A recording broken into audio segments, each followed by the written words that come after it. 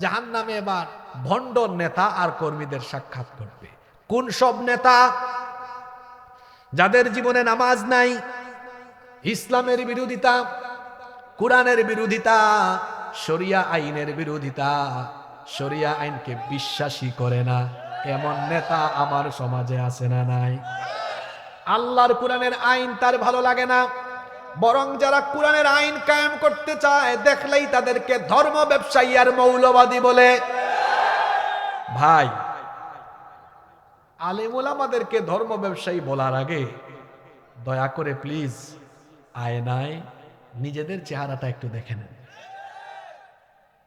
এই দেশে আলেমদেরকে কোনো আলেমের পকেটে আপনি 2-3 কোটি টাকা ঢুকাইয়া, অথবা যদি বলেন হুজুর আপনাকে পার্লামেন্ট মেম্বার এমপি বানাই দিব, শর্ত হলো আপনার টুপি জুব্বা এগুলো খুলে শার্ট প্যান্ট পরে হাঁটবেন আর দাড়ি ফেলে দিয়ে ক্লিন শেভ করবেন। বলেন তো কোনো আলেমকে আপনি টাকা বা ক্ষমতার লোভ দেখাইয়া এটা করাইতে পারবেন? সবাই বলেন পারবেন। কিন্তু আমাদেরকে যারা ধর্ম ব্যবসায়ী বলে, ওদেরকে যদি বলেন ভাই ভোট বাড়বে, শার্ট প্যান্ট খুলে আজকে থেকে পাঞ্জাবি টুপি পরবেন, ওই এমন টুপি পরবে ঘুমানোর টাইম আর খুলবে না। আমি কি মিথ্যা বলেছি? আমার দেশে নির্বাচন আসলে পাঞ্জাবি টুপি আর হিজাব পরার পরিমাণও বাড়ে। আমাদেরকে যারা ধর্ম ব্যবসায়ী বলে, ওদেরকে যদি বলেন ভাই ভোট বাড়বে, শুধু 5 ওয়াক্তের নামাজটা ঠিক রাখেন, এমন নামাজ পড়বে রাস্তাঘাটে নামাজ শুরু করে দিবে। কথা বুঝেন নাই? কেউ কেউ আছে মসজিদ থুইয়া রাস্তায় নামাজ পড়ে, দেখায় মানুষকে কি জাতের মুসল্লি আমি। শুধু তাই নয়, নামাজ তখন 5 ওয়াক্তের জায়গায় 7-8 ওয়াক্ত হয়। বলবেন 7-8 ওয়াক্ত হয় কেমনে? দেখবেন গ্রামের মসজিদগুলোতে নামাজ একটু আগে ভাগে হয়, কিন্তু বাজার বা কেন্দ্রীয় মসজিদে নামাজ 15-20 মিনিট আধা ঘন্টা লেট করে হয়। এক ক্যান্ডিডেট ইলেকশনের টাইমে এক অজপাড়া গ্রামে ঢুকেছে গণসংযোগ করতে। এশার নামাজের সময় হয়েছে, নামাজ আদায় করেছে। কিছুক্ষণ পরে বাজারে গিয়ে দেখে কেন্দ্রীয় মসজিদে এখনো আজান হয়েছে। সাঙ্গপাঙ্গরা বলতেছে লিডার, এখানে তো দেখি কোনো আজান হয়? কয় চুপ থাক, যাদের অজু আছে বল মসজিদে ঢুকতে, না থাকলে অজু করে ঢুক। কয় লিডার একটু আগে না নামাজ পড়লাম, এখন আবার কেমনে ঢুকবো? বেটা চুপ থাক, এখন ইলেকশনের টাইম, যতবার সুযোগ পাবি ততবার নামাজ পড়বি। এইরকম ভণ্ড নেতা আমাদের সমাজে আছে না নাই? আলেমদেরকে ধর্ম ব্যবসায়ী বলেন, তাই না? এদেশে কোনো আলেম সিজনে সিজনে সুরত পাল্টায় না, লেবাস পাল্টায় না, সিজনে সিজনে খাসলত পাল্টায় না, বরং যারা আলেমদেরকে ধর্ম ব্যবসায়ী বলে এরা ভোট আর ক্ষমতার নেশায় সিজনে সিজনে সুরত পাল্টায়, খাসলত পাল্টায়। সুতরাং ভোট জুট আর ক্ষমতার আশায় নেশায় যারা সময়ে সময়ে সুরত পাল্টায়, লেবাস পাল্টায়, খাসলত পাল্টায়, ওরাই হলো প্রকৃত ধর্ম ব্যবসায়ী। আলেমদেরকে নিয়ে বেশি বাড়াবাড়ি কইরেন না। এক রাবেয়া বছরই আলেমদের বিরোধিতা করে, আলেমদের চোখের পানিতে এমন গজব পড়ছে, তার সবকিছু ধ্বংস হয়ে একদম চেলা চামুন্ডা নিয়ে জামাতের সাথে পালায় গিয়েছে। পরিষ্কার ভাষায় বলছি, এই দেশে আলেমদের সাথে দুর্ব্যবহার করে, উলামা মাশায়েখদের সাথে বেয়াদবি করে কেউ কশ্চিন কালেও ক্ষমতার চেয়ারে বসে থাকতে পারবে না। আলেম উলামাদের সাথে বেয়াদবি করলে, ইসলামের বিরুদ্ধে কোনো কথা বা কর্মকাণ্ড করলে, উলামা মাশায়েখদের সাথে তারুণ্য যুব সমাজ ঐক্যবদ্ধ হয়ে ক্ষমতার চেয়ার থেকে উল্টা দিয়ে ফেলায় দিবে।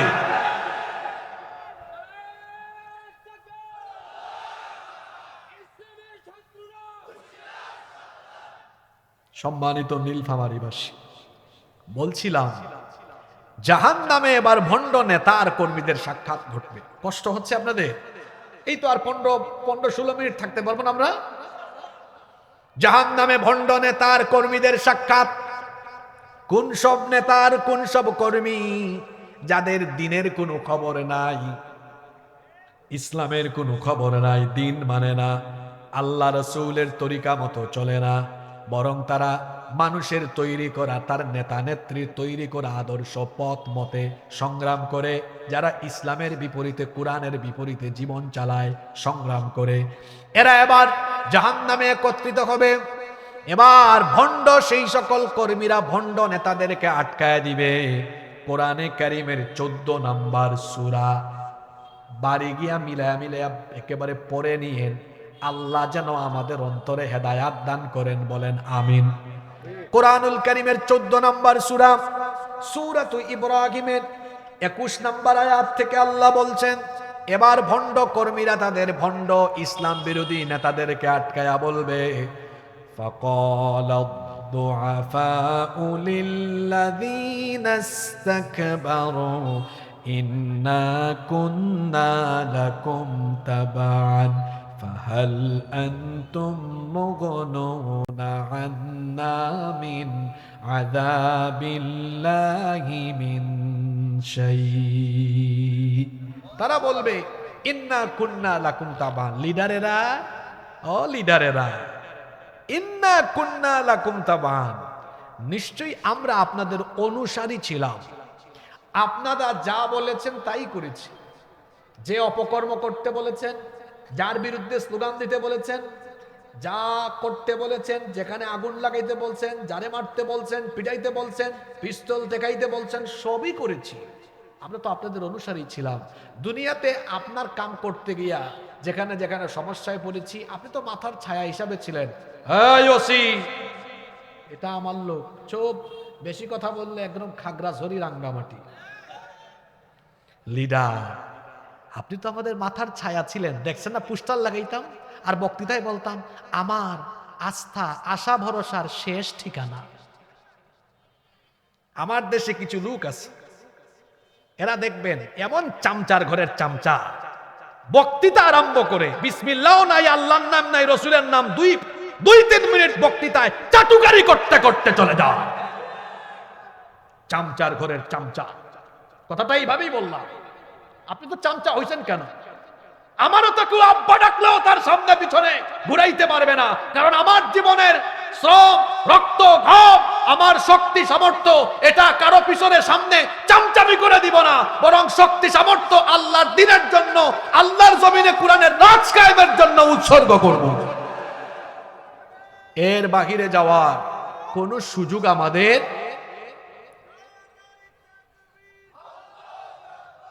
সম্মানিত ভাইয়েরা, সম্মানিত ভাইয়েরা, এরা বলবে আল্লাহ, এরা বলবে লিডার একটু বাঁচান না আজকে। ফাহাল আনতুম মুগনুনা আন্না মিন আযাবিল্লাহি মিন শাই, আজকে একটু আল্লাহর আযাব থেকে আমাদেরকে বাঁচানোর জন্য কিছু করেন। দুনিয়ায় তো বহুত কিছু করছেন, আজকে কিছু করেন। নেতাদের একটা খাসলত হলো মাইক পাইলে মাইক ছাড়েন, এটা একটা ডিস্টার্ব। মাইক পাইলে মাইক আর ছাড়ে না। মাঝে মাঝে কোথাও কোথাও কথা বললে ভোট বাড়ে, আবার মাঝে মাঝে কোথাও কথা না বললে ভোট বাড়ে। বুঝতে পেরেছেন? আশা করি বুঝে নিয়েছেন। কোথাও কথা বললে বাড়ে, কোথাও কথা বললে কমে। সুযোগ পাইলে ছাড়ে না, বলছে তো বলছে। ওইখানে জাহান্নামেও বলবে বস বেটা, বক্তৃতা শোন। এবার বসায় কি বক্তব্য দিচ্ছে শুনেন। এবার তার কর্মীদের উদ্দেশ্যে ভাষণ দিতে গিয়ে বলবে, তোরা যে এত লাফালাফি করে আমাকে দোষারোপ করছিস, কেন দোষারোপ করছিস? ক্বালু লাউ হাদানাল্লাহু লাহাদাইনাকুম, আল্লাহ যদি আমাদেরকে হেদায়াত দিতেন তাহলে তোদেরকে আমরা না হেদায়াত দিতাম? আমাদের নিজেদের কপালেই হেদায়াত ছিল না, তোদেরকে আমরা হেদায়াত দিতাম কেমনে? কি যুবক ভাইয়েরা, কথা বুঝতেছেন? কেন যুবকদের কথা বললাম? কারণ আপনাদেরকেই টার্গেট করে অনেকে পকেটে 1000-2000 ঢুকায় দিয়া আর লোভনীয় প্রস্তাব দিয়া পদ পদবি দিবে এই কথা বলে তার সামনে পিছনে আপনারে মোটরসাইকেল দিয়ে শুডাউন করাইয়া আপনারে চামচার মতো ব্যবহার করে। ইউ হ্যাভ টু পার্সোনালিটি, আপনার মধ্যে ব্যক্তিত্ব থাকা দরকার। বি এ প্রেস্টিজিয়াস পারসন, ব্যক্তিত্ববান হন। আপনি কেন চামচামি করে করে যৌবন নষ্ট করবেন? এই যৌবন আমি কারো চামচামিতে দিতে পারবো না, বরং আমার যৌবন আর তারুণ্য আল্লাহর জমিনে আল্লাহর দিন কায়েমের জন্য উৎসর্গ করে দিব। পৃথিবী আমার আসল ঠিকানা নয়, পৃথিবী আমার আসল ঠিকানা নয়, মরণ একদিন মুছে দেবে সকল রঙিন পরিচয়, পৃথিবী আমার আসল ঠিকানা নয়। মিছে মানুষের বন্ধন, মিছে মায়া স্নেহ প্রীতি ক্রন্দন, মিছে মানুষের বন্ধন, মিছে মায়া স্নেহ প্রীতি ক্রন্দন, মিছে জীবনের রং ধনু সাত রং, মিছে জয়ার পরাজয়, পৃথিবী আমার আসল ঠিকানা নয়। মিছে ক্ষমতার দ্বন্দ্ব, মিছে গান কবিতার ছন্দ, মিছে ক্ষমতার দ্বন্দ্ব, মিছে গান কবিতার ছন্দ, মিছে অভিনয় নাটকের মঞ্চে, মিছে অভিনয় নাটকের মঞ্চে, মিছে জয়ার পরাজয়, পৃথিবী আমার আসল ঠিকানা নয়, মরণ একদিন মুছে দেবে সকল রঙিন পরিচয়, পৃথিবী আমার আসল ঠিকানা নয়।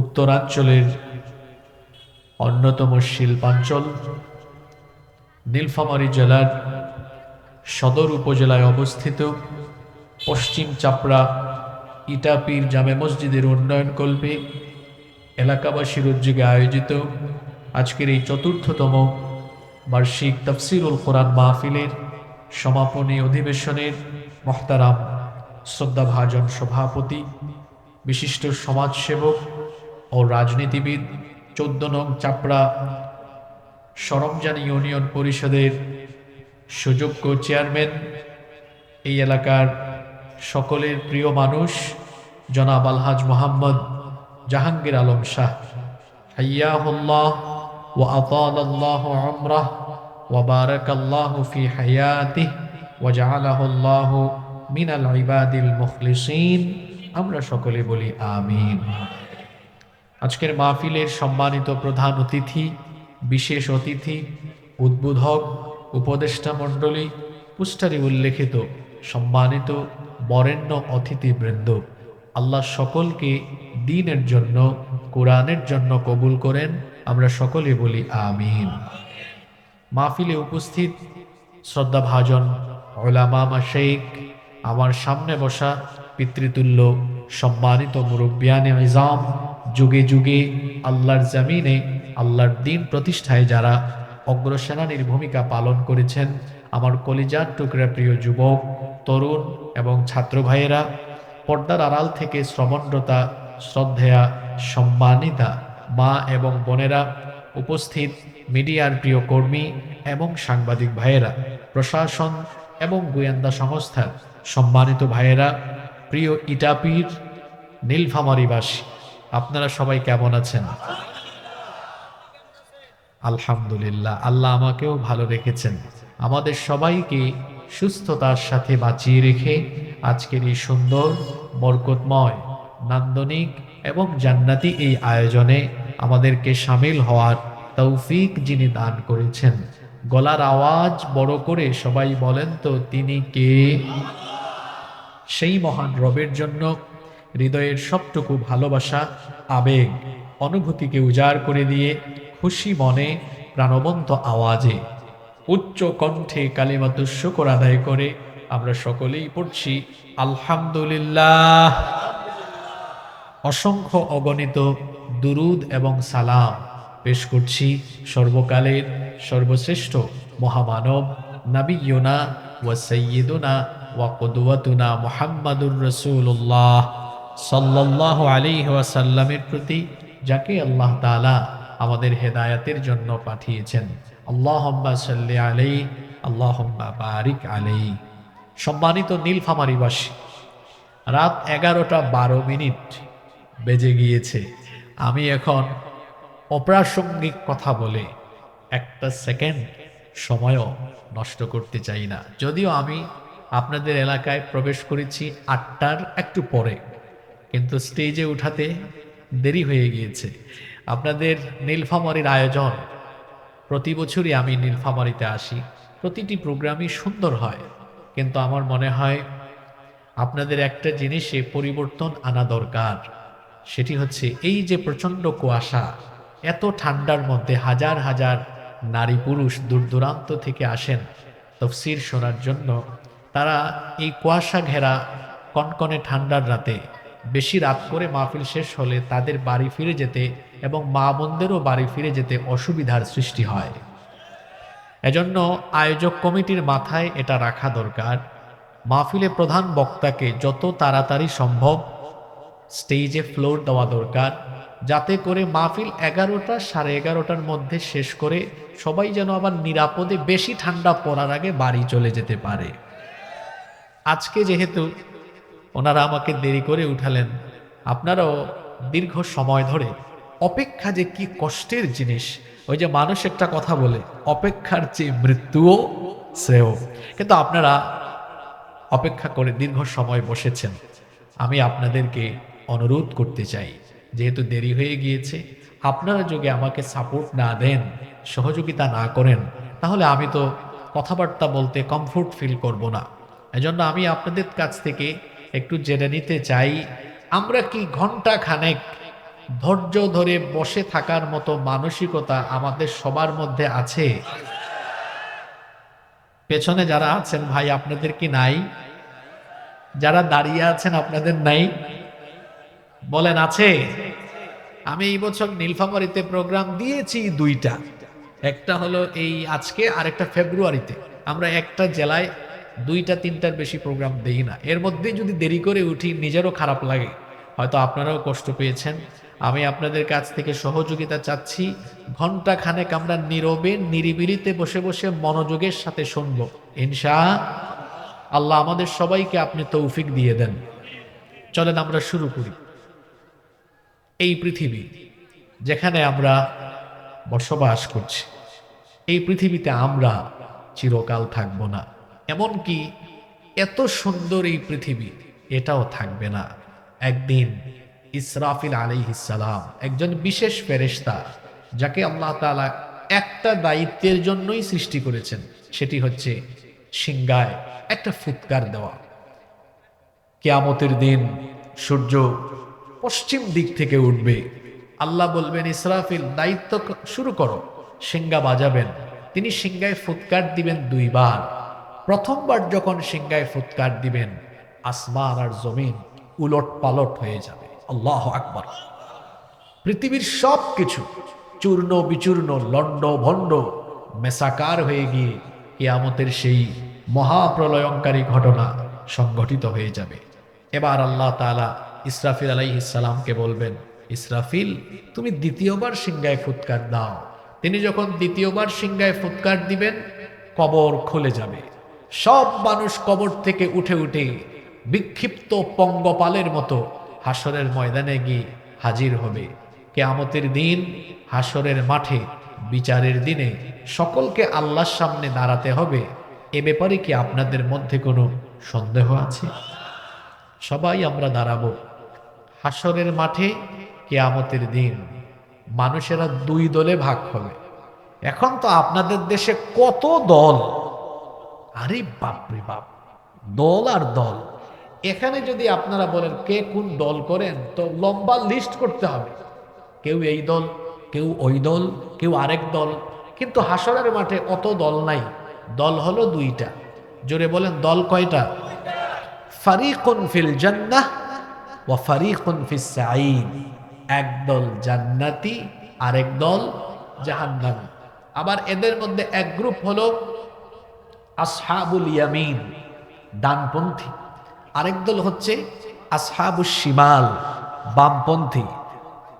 ডানপন্থীরা হলো জান্নাতি আর বামপন্থীরা হলো জাহান্নামী। আমার দেশে দেখবেন কিছু লোক গর্ব করে পরিচয় দেয়, আমি বামপন্থী। আছে না নাই? জান্নাতীরা বামপন্থী নয়, তারা কোনপন্থী? আমরা সব ভালো কাজ করি বাম হাত দিয়ে না ডান হাত দিয়ে? আমরা মুসাফাহা কোন হাত দিয়ে করি? আমরা খাবার খাই কোন হাত দিয়ে? দান সৎকা কোন হাত দিয়ে? ভালো কাজ কোন হাত দিয়ে? এজন্য কিয়ামতের দিন ডানপন্থীদেরকে ডান হাতে আমলনামা দিবেন কে? আর বাম হাত, এটাও কাজে লাগে, কিন্তু এটা হেড অফিসে গেলে কাজে লাগে। কোন হেড অফিস বুঝছেন তো আপনারা? এজন্য বামপন্থী যারা, এরা ওই পেশাব পায়খানার মতোই নিকৃষ্ট। শয়তান হলো বামপন্থী, বামপন্থীদের নেতা হলো শয়তান। যারা নিজেদেরকে বামপন্থী বানিয়ে দুনিয়ায় জীবন পরিচালনা করছে, সবগুলো হলো শয়তানের মুরিদ। আর শয়তান তার মুরিদদেরকে নিয়ে কিয়ামতের দিন জাহান্নামে নিক্ষিপ্ত হবে। আমরা ডানপন্থী হয়ে থাকবো ইনশাআল্লাহ। তো বলছিলাম কিয়ামতের দিন দল হবে কয়টা? জোরে বলেন কয়টা? একটা হলো জান্নাতি, আরেকটা হলো জাহান্নামী। জান্নাত আর জাহান্নাম দুইটা জায়গা কিন্তু একরকম না, সমান না। আবার দুই দলের চরিত্রও একরকম না। কি বলেন, জান্নাতি আর জাহান্নামীদের চরিত্র কি একরকম? কিয়ামতের দিন মানুষেরা দুই দলে বিভক্ত হয়ে যাবে, দুই ভাগে ভাগ হয়ে যাবে। এক দল হলো জান্নাতি, আরেক দল হলো জাহান্নামী। জান্নাত আর জাহান্নাম, এই দুই দলের পরিস্থিতি সমান নয়। এজন্য রব্বুল আলামিন কোরআনে কারীমে বললেন, লা ইয়াস্তাউই আসহাবুন নারি ওয়া আসহাবুল জান্নাহ, আসহাবুল জান্নাতি হুমুল ফাইজুন। জান্নাত আর জাহান্নাম, এই দুই দলের অবস্থা সমান নয়। আসহাবুল জান্নাতি হুমুল ফাইজুন, জান্নাতি যারা, সফল কাম হলো তারা। জান্নাত হলো অনাবিল সুখ শান্তি আর নিয়ামতের জায়গা। পক্ষান্তরে জাহান্নাম হলো সীমাহীন দুঃখ কষ্ট আযাব আর গজবের জায়গা। কিয়ামতের দিন জাহান্নামী হবে যারা, সবচাইতে বড় কপাল পোড়া ক্ষতিগ্রস্ত হয়ে যাবে তারা। আর জান্নাতি যারা, জান্নাতীদেরকে অফুরন্ত নিয়ামত দিয়ে যিনি ধন্য করে দিবেন তিনি কে? জাহান্নাম, এটা বড় কঠিন জায়গা, বড় সাংঘাতিক জায়গা। জাহান্নাম কি রকম জায়গা হবে? জাহান্নামে কারা যাবে? কি কি কাজ করলে জাহান্নামী হবে? জাহান্নামে কি কি আযাব হবে? আজকে আমরা এই বিষয়গুলো কোরআন থেকে জানবো। জোরে বলেন ইনশাআল্লাহ। কিয়ামতের ময়দানে জাহান্নামীদেরকে সর্বপ্রথম আলাদা করে দেওয়া হবে। হাসরের মাঠে যখন সব মানুষকে আল্লাহ একত্রিত করবেন, জাহান্নামীদেরকে লক্ষ্য করে বলা হবে, কোরআনে কারীমের 36 নম্বর সূরা সূরাতু ইয়াসিনের 59 নম্বর আয়াতে রব্বুল আলামিন বলছেন, হাসরের মাঠে জাহান্নামীদেরকে লক্ষ্য করে বলা হবে, ওয়ামতাজুল ইয়াউমা আইয়ুহাল মুজরিমুন, জাহান্নামীর দলেরা তোমরা আলাদা হয়ে যাও, সেপারেট হয়ে যাও। জাহান্নামীদেরকে আলাদা করে দেওয়া হবে, পৃথক করে দেওয়া হবে। এরপরে আল্লাহ তাআলা আমলনামা ছেড়ে দিবেন। জাহান্নামীরা তাদের আমলনামা পেছন থেকে বাম হাতে পাবে, কারণ এরা তো হলো বামপন্থী। এরা হলো শয়তানপন্থী। দুনিয়াতে এরা শয়তানের মুরিদ হয়ে শয়তানের গোলামি করেছে, শয়তান খুশি হয় এমন এমন কাজ করেছে। আচ্ছা আমাকে বলেন তো, নামাজ ছেড়ে দিলে আল্লাহ খুশি হন না শয়তান খুশি হয়? জোরে বলেন, কে খুশি হয়? নামাজ ছেড়ে দিয়ে এরা শয়তানকে খুশি করে শয়তানের গোলামি করেছে। বেপরদা হয়ে নারী চলাফেরা করে শয়তানকে খুশি করেছে। সুদ, ঘুষ, জেনা, ব্যভিচার, অন্যায়, অবিচার, অনাচার, এমন কোন গুনাহ নাই যে গুনাহ তার দ্বারা সংগঠিত হয় নাই। মনে রাখবেন, গুনার পথে মানুষকে যে লিড দেয়, নেতৃত্ব দেয়, ওয়াসওয়াসা দেয়, তার নাম হলো শয়তান। জোরে বলেন, কথা বুঝতে পারলে বলেন। গুনার পথে মানুষকে লিড এবং ওয়াসওয়াসা দেয় কে? শয়তানকে খুশি করে শয়তানের কথা মতো যারা গোটা জীবনভর গুনাহের সাগরে ভেসে বেড়ায়, পাপ করতে করতে করতে করতে যারা পাপের দরিয়া আর অতল তলদেশে অবগাহন করে ফেলেছে, সেই সকল শয়তানের মুরিদদেরকে কিয়ামতের দিন আলাদা করে দেওয়ার পরে আল্লাহ বলবেন, এবার আমলনামা দাও। জাহান্নামীদেরকে পেছন থেকে আমলনামা দেওয়া হবে। পেছন থেকে বাম হাতে তারা যখন আমলনামা পাবে, শুরুতেই জাহান্নামীরা তাদের ধ্বংস সাধনের জন্য আফসোস করতে থাকবে। কোরআনে কারীমের ৮৪ নম্বর সূরা সূরাতুল ইনশিকাকের ১০ নম্বর আয়াত থেকে আল্লাহ বলছেন, ওয়া আম্মা মান উতিয়া কিতাবাহু وراء ظهره فسوف يدعو ثبورا ويصلى سعيرا। আর যাদেরকে পেছন থেকে বাম হাতে আমলনামা দেওয়া হবে, বাম হাতে আমলনামা পাওয়ার পরে তারা তাদের ধ্বংস সাধনের জন্য তারা কামনা করতে থাকবে। তারা বলবে, হায় রে হায়, এই আমলনামা পাওয়ার চাইতে আমরা যদি ধ্বংস হয়ে যেতাম সেটাই আমাদের জন্য ভালো হবে। তার কারণ হলো, হাতে আমলনামা পেয়ে দেখবে তার জীবনের সকল অপকর্ম এই আমলনামায় বিদ্যমান। আচ্ছা আপনারা বলেন তো, পরীক্ষায় যদি কেউ ফেল করে, ফেল করা ছাত্র কি তার মার্কশিট মানুষকে দেখাতে চায় নাকি? ফেল করা ছাত্র হাতে মার্কশিট পেয়ে সে যেমন লজ্জিত হয়ে যায়, কিয়ামতের দিন জাহান্নামীরা পেছন থেকে বাম হাতে আমলনামা রিসিভ করার পরে তারা অত্যন্ত অনুতপ্ত হবে, লজ্জিত হবে, আফসোস করে করে তারা তখন কি বলতে থাকবে শুনেন। কোরআনে কারীমের ৬৯ নম্বর সূরা সূরাতুল হাক্কা এর ২৫ নম্বর আয়াত থেকে আল্লাহ বলছেন, ওয়া আম্মা মান উতিয়া কিতাবাহু বিশিমালিহি فيقول يا ليتني لم أوت كتابيا ولم أدر ما حسابيا يا ليتها كانت القاضية ما أغنى عني ماليا هلك عني সুলতানিয়া।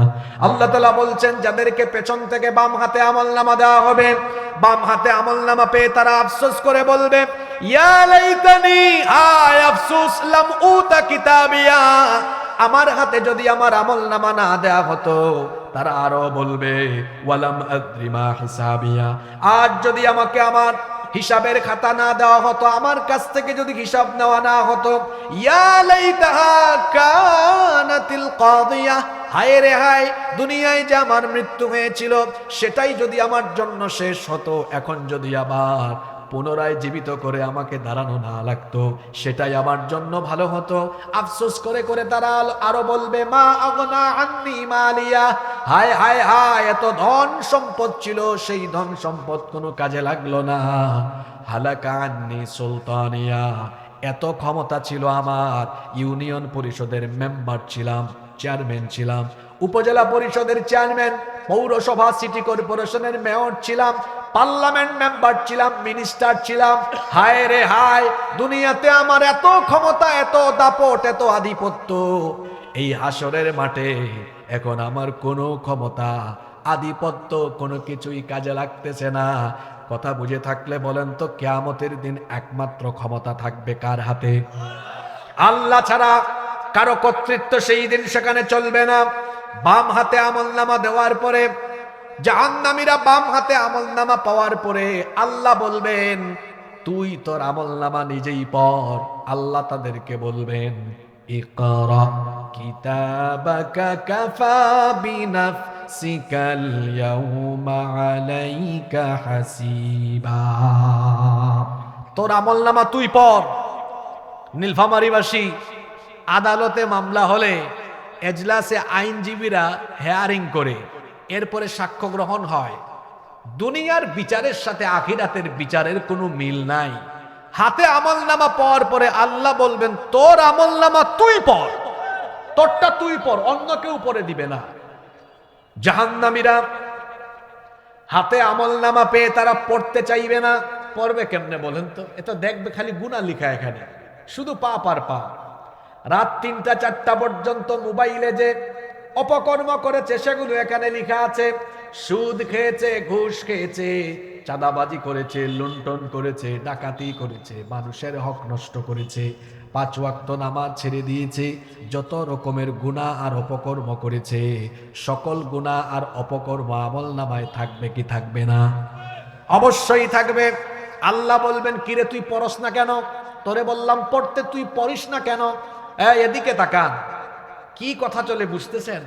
আল্লাহ হাতে আমলনামা দিয়ে বলবেন তোরে না বললাম পড়তে, পড়, তুই পড়স না কেন, তোর সমস্যা কি? আল্লাহ এটা পড়তাম কেমনে? সম্ভবত এটা আমার না, আরেকজনেরটা ভুল করে আমার হাতে দেওয়া হয়েছে। নাউযুবিল্লাহি মিন যালিক।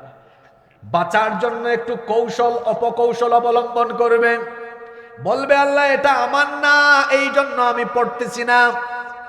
কারণ সে হাতে আমলনামা নিয়ে দেখবে, হায় হায় হায় কেমন আমলনামা এটা, লা ইউগাদিরু সগীরাতান ওয়ালা কাবীরাতান ইল্লা আহসাহা।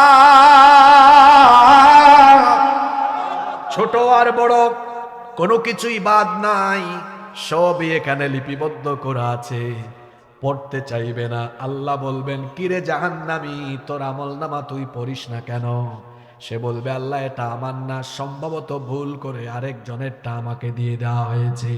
আল্লাহ বলবেন না এটাই তোর, এবং এটা যে তোর আমলনামা এটা এক্ষুনি আমি প্রমাণ করে দিচ্ছি। আমাদের প্রত্যেকের 2 কাঁধের মধ্যে 2 জন তত্ত্বাবধায়ক ফেরেশতা যিনি নিয়োগ করে দিয়েছেন, জোরে বলেন তিনি কে? ফুটানি করতে পারবেন না, রং তামাশা করে করে যা মন চায় তাই করতে পারবেন না। আপনি মনে করতে পারেন রাতের অন্ধকারে কুয়াশার চাদরে নিরিবিলিতে একাকী নিভৃতে আমি কোনো গুনাহ করলে মানুষ টের পাবে না, কিন্তু কোথায় যাবেন আপনি? আপনার সাথে তো সার্বক্ষণিক 2 জন দারোয়ান ফেরেশতা যিনি নিয়োগ করে দিয়েছেন, জুড়ে বলেন তিনি কে? এজন্য রব্বুল আলামিন বলছেন ওয়া ইন্না আলাইকুম লাহাফিযিনা কিরামান কাতিবিনা ইয়ালামুনা মা তাফআলুন। অবশ্যই তোমাদের প্রত্যেকের জন্য 2 জন তত্ত্বাবধায়ক সংরক্ষণকারী ফেরেশতা আমি নিয়োগ করে দিয়েছি। আমরা বললাম আল্লাহ তারা কারা, তাদের পরিচয় কি? আল্লাহ বললেন তাদের নাম হলো কিরামান কাতিবিন, তারা হলেন সম্মানিত লেখক। তাদের কর্মকাণ্ড কি? আল্লাহ বললেন তাদের কর্মকাণ্ড হলো ইয়ালামুনা মা তাফআলুন, তোমরা যা করো তারা সব জানে। একাকী নীরবে নিভৃতে তুমি যা করো সেটাও তারা জানে, এমনকি প্রকাশ্যে দিনের আলোতে যা করো সেটাও তারা জানে। তারা হলো এমন, তুমি যা বলো সব তারা রেকর্ড করে সব লিখে লিখে রাখছে। আল্লাহ বলবেন কোথায় সেই কিরামান কাতিবিন? এই বান্দার জন্ম থেকে মৃত্যু পর্যন্ত তার সকল কর্মকাণ্ডের নথিপত্র আমার কাছে দাও। এবার সেই নথিপত্র আর জাহান্নামী ব্যক্তির হাতে থাকা আমলনামা যখন মিলানো হবে, মিলবে নাকি মিলবে না? মিলে যাবে। আল্লাহ বলবেন কিরে গাদ্দার, তুই তো একটু আগে বললি এটা তোর না, আরেকজনেরটা দেওয়া হয়েছে। এখন তো দেখা গেল তোর সাথে নিযুক্ত থাকা তত্ত্বাবধায়ক ফেরেশতাদের রিপোর্ট আর তোর হাতে থাকা আমলনামা, 2টার মধ্যে মিল আছে। তখনও এই জাহান্নামী পাপী গাদ্দার বাঁচার জন্য বলবে আল্লাহ ফেরেশতারা যতগুলো রিপোর্ট এখানে লিখেছে একটাও সত্য নয়, বানিয়ে বানিয়ে আমার বিরুদ্ধে রিপোর্ট করেছে, এগুলো একটাও আমি করি নাই। এই কথা বলে কি তখন বাঁচা যাবে নাকি? এই কথা বলে তখন বাঁচা যাবে না। আল্লাহর বিচারের সিস্টেম কি সাংঘাতিক আমি বুঝি না। কেমনে মানুষ গুনাহ করে, কেমনে মানুষ পাপ করে। আহারে, আল্লাহ তাআলার বিচারের প্রক্রিয়া বড় ভিন্ন, বড় সাংঘাতিক, বড় কঠিন, বড় অদ্ভুত। আল্লাহ তখন বলবেন, তুই আর এখন কথাও বলতে পারবি না, তুই তো কথা বলার সুযোগ পাইলেই শুধু মিথ্যা বলিস, গাদ্দারি করিস, এখন আর কথা বলার সুযোগ নাই। আল্লাহ তখন জবানটাকে লক করে দিবেন, ঠোঁটের মধ্যে তালা লাগিয়ে দেওয়া হবে। রব্বুল আলামিন সূরা ইয়াসিনের মধ্যে বলছেন, আল ইয়াউমা নাখতিমু আলা আফওয়াহিহিম ওয়া তুকাল্লিমুনা আইদিহিম ওয়া তাশহাদু আরজুলুহুম বিমা কানু বিমা কানু ইয়াকসিবুন। জবান শক্তির মধ্যে তালা লাগিয়ে দেওয়া হবে, কথাও বলতে পারবে না, একদম লক, বন্ধ। এবার দেখা যাবে তার হাত আর পা, এগুলোর জবান খুলে যাবে, হাত কথা বলবে, পা কথা বলবে। আল্লাহ বলবেন, তুই আর এখন বলা লাগবে না, তোর শরীরের প্রত্যেকটি অঙ্গ এবার তোর সকল অপকর্ম আমার সামনে ফাঁস করে দিবে। ও আমার বাবারা, আমার ভাইয়েরা, মা বোনেরা, কেমনে আমরা হাসরের মাঠে বাঁচবো বলেন? আমাদের হাত, আমাদের পা, এগুলো যদি আমাদের সকল অপকর্ম ফাঁস করা আরম্ভ করে, কেমনে বাঁচবো বলেন? ও আমার যুবক ভাইয়েরা, হাতের মধ্যে যে মোবাইল ফোনটা নিয়ে রাত ৩টা ৪টা পর্যন্ত গুগলে ঢুকে আজে বাজে পর্নো সাইটে গিয়ে রাতটা কাটায়া দাও, এই যে ইউটিউব শরীফে গিয়ে আজে বাজে ভিডিও দেখে দেখে গভীর রাত পর্যন্ত অশ্লীলতার সাগরে ডুবে থাকো। আহারে, এই হাত দিয়ে যে ফোন স্ক্রল করেছেন, হাতের আঙ্গুল সাক্ষী হয়ে গেল। কিয়ামতের দিন হাত সাক্ষ্য দিবে, আল্লাহ তোমার বান্দা এই হাতের আঙ্গুল দিয়ে দিয়ে মোবাইলের অপব্যবহার করে, ইন্টারনেটের মাধ্যমে এই এই এই এই কাজগুলো করেছে।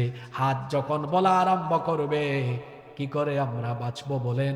কি করে আমরা বাঁচবো বলেন? কেমনে আমরা বাঁচবো বলেন? তখন তো বাঁচার কোনো উপায় থাকবে না। এমনকি শুধু হাত নয়, পা পর্যন্ত কথা বলবে, হেঁটে হেঁটে কোন জায়গায় গিয়ে আমরা কোন অপকর্ম করেছি। শুধু তাই নয়, আল্লাহর হিসাবের সিস্টেম বড় আজব। হাত আর পাই শুধু নয়, আমাদের কান, আমাদের চোখ, আমাদের অন্তর, এমনকি শরীরের চামড়া পর্যন্ত সেই দিন কথা বলবে। আল্লাহু আকবার। এজন্য আল্লাহ তাআলা বলছেন, জাহান্নামীদেরকে যখন জাহান্নামে ঢুকানো হবে, জাহান্নামীদের শরীরের অঙ্গ প্রত্যঙ্গ এবং চামড়া পর্যন্ত কথা বলবে। আল্লাহ তাআলা বলছেন, শাহিদা আলাইহিম সামউহুম ওয়া আবসারুহুম ওয়া জুলুদুহুম বিমা কানু ইয়ামালুন। তাদের কান কথা বলবে, কানের মধ্যে যে ইয়ারপড, হেডফোন ঢুকিয়ে আজে বাজে গান শুনেছেন, কান দিয়ে যত বাজে জিনিস শুনেছেন, কান আল্লাহর কাছে বলে দিবে। শুধু তাই নয়, এই চক্ষু দিয়ে যত আজে বাজে জিনিস দেখেছেন, চোখের জিনা, চোখের সকল অপকর্ম, চক্ষু আল্লাহর কাছে ফাঁস করে দিতে থাকবে। এই আয়াত আমি যখন পড়ি, আমার গায়ের লোম তখন দাঁড়িয়ে যায়। মাবুদ গো, তোমার বিচারের সিস্টেম কতটা মারাত্মক। আল্লাহ বলছেন, শুধু তোমার কান আর চোখ নয় বান্দারে, যে চামড়ার এত যত্ন নাও, শীতের দিনে এই চামড়ার মধ্যে দামি দামি ব্র্যান্ডের লোশন লাগাও, জৈতুনের তেল লাগাও, গোসলে গেলে পরে এই চামড়ার উপরে দামি দামি ব্র্যান্ডের সাবান আর শাওয়ার জেল ব্যবহার করো।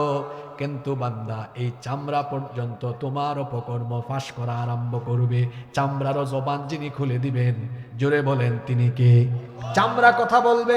মহিলা প্যান্ডেলে এবং বাড়িতে থাকা মা বোনেরা শোনেন, এই চামড়ার উপরে যে মেকআপ মেরে, আটা ময়দা মাখিয়ে, আশকারা মাস্কারা লাগায়া পরপুরুষের সামনে নিজেকে আকর্ষণীয় করে বেপরদা হয়ে বের হলেন, এই চামড়া পর্যন্ত আল্লাহর সামনে কথা বলতে থাকবে। আপনার সকল অপকর্ম আল্লাহর সামনে ফাঁস করে দিবে। জাহান্নামীরা যখন দেখবে তাদের চামড়াও আল্লাহর সামনে সবকিছু ফাঁস করে দিচ্ছে, তখন জাহান্নামী গাদ্দাররা তাদের শরীরের চামড়ার এই অবাক করা কাণ্ড দেখে বলবে, ওয়াকালু লিজুলুদিহিম লিমা শাহিদতুম আলাইনা, এই চামড়া তোমার এত যত্ন নিতাম, তুমি কেন আমার বিরুদ্ধে আজকে সাক্ষ্য দিচ্ছ? চামড়া তখন জবাব দিবে, ক্বালু আনতাকানাল্লাহুল্লাযী আনতাকা কুল্লা শাই, বাক শক্তিদাতা যিনি আমার জবান আজকে খুলে দিয়েছেন তিনি। তুমি দুনিয়াতে যত অপকর্ম করেছো, আজকে তোমার সকল অপকর্ম আল্লাহর সামনে ফাঁস করে দেওয়ার জন্য আমাকে যিনি বাক শক্তি আজ দান করে দিয়েছেন তিনি কে? কি করে বাঁচবেন আপনি? আপনার হাত, আপনার পা, আপনার কান, আপনার চোখ, এমনকি আপনার শরীরের চামড়া পর্যন্ত আপনার সকল আকাম কুকাম আল্লাহর দরবারে তুলে ধরবে। আল্লাহু আকবার।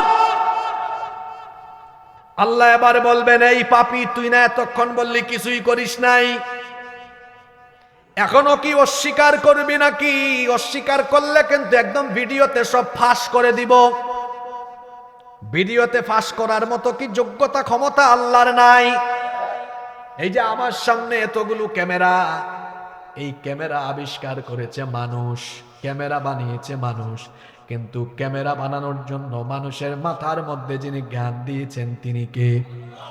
আল্লাহর দেওয়া জ্ঞান ব্যবহার করে ক্যামেরা আবিষ্কার করে মানুষ এই ক্যামেরা দিয়ে অডিও ভিডিও ধারণ করে তারপরে সেই কথা এবং ভিডিও যদি ছড়িয়ে দিতে পারে, তো জ্ঞানদাতা আল্লাহর কাছ থেকে জ্ঞান পেয়ে মানুষ যদি অডিও ভিডিও ধারণ করে দেখাতে পারে, আল্লাহর দেওয়া জ্ঞান ব্যবহার করে পেছনে যদি প্রজেক্টরে আমাকে বড় করে দেখানো যেতে পারে, তাহলে বলেন তো কিয়ামতের দিন আপনার সকল আকাম কুকাম যা যা করছেন, যেগুলো অনেক মানুষও জানে না, সেগুলোকে আল্লাহ এইরকম একটা বিশাল পর্দার মধ্যে কিয়ামতের মাঠে দেখানোর মতো সাধ্য এবং ক্ষমতা আল্লাহর আছে না? না, খবর আছে একদম। এর থেকে আরো বিরাট পর্দার মধ্যে সব আল্লাহ চাইলে দেখাতে পারবেন। পারবেন কিনা? তো যুবক ভাইয়েরা, গুনারে তো খায় শুটে কেমনে? গোপনে গোপনে তো পাপ করতে মন চায় কেমনে? একটু কি আল্লাহর ভয় নাই? আল্লাহ যদি এগুলো কিয়ামতে সব ফাঁস করে দেন, বেজ্জত হয়ে যাওয়া লাগবে। ও আল্লাহ, আমাদেরকে তুমি হেদায়াত দান করো, বলেন আমিন। আল্লাহ এবার ফেরেশতাদেরকে বলবেন, এটারে ধর। কিভাবে ধরা হবে শোনেন। ইয়ারাফুল মুজরিমুনা বিসীমাহুম ফায়ুখাযু বিন নাওয়াসি ওয়াল আকদাম। জাহান্নামীদের চেহারা দেখলেই তাদেরকে চেনা যাবে, আর তাদের পায়ের মধ্যে শিকল লাগানো হবে, অন্যের মধ্যেও লাগানো হবে, জিনজির লাগানো হবে, শিকল পরানো হবে। কত গজ লম্বা শিকল পরানো হবে? আল্লাহ বলছেন ফেরেশতাদেরকে আল্লাহ বলবেন, খুদুহু, একে ধরো, ফাগুল্লুহু, ডান্ডা বেরি লাগাও। কত গজ লম্বা শিকল দিয়ে বাঁধা হবে? আল্লাহ বলছেন থুম্মা ফি সিলসিলাতিন দারউহা ৭০ দিরাআন ফাসলুকু, ৭০ গজ লম্বা শিকল দিয়ে বাঁধো, তারপরে এই জাহান্নামী পাপীকে ধাক্কায়া ধাক্কায়া নিয়ে জাহান্নামে উপুর করে ফেলে দাও। কি করে ৫ ওয়াক্ত নামাজ ছেড়ে দেন, কি করে অপকর্ম করেন, কেমনে যুবকেরা মাদকাসক্ত হয়, কি করে অনলাইন জুয়ায় আসক্ত হয়, জিনা ব্যভিচার অন্যায় অপকর্ম করতে মন চায়। এই জাহান্নামকে আপনি কেমন জায়গা মনে করেছেন? এটা কিন্তু বড় সাংঘাতিক, বড় সাংঘাতিক জায়গা, ভয়াবহ জায়গা। জাহান্নামটাকে আল্লাহ কেমন করে বানিয়েছেন শুনেন। আল্লাহ নবী বলেছেন, সহিহ ইবনে হিব্বানের বর্ণনায় হাদিস এসেছে, আল্লাহ নবী বলেছেন জাহান্নামের এমন গভীরতা, লাউ আন্না হিজরান ইউকযাফু বিহি ফি জাহান্নামা হাওয়া ৭০ খরিফা ক্বাবলা আন ইয়াবলুগা কারুহা। আল্লাহ নবী বলেছেন জাহান্নামের গভীরতা এমন, জাহান্নামের মুখের মধ্যে যদি একটা পাথর ফেলা হয়, সেটা জাহান্নামের তলদেশ পর্যন্ত পৌঁছাতে ৭০ বছর সময় লাগে। আমার হাতে এটা কি? টিস্যু। টিস্যু ভারী না পাতলা?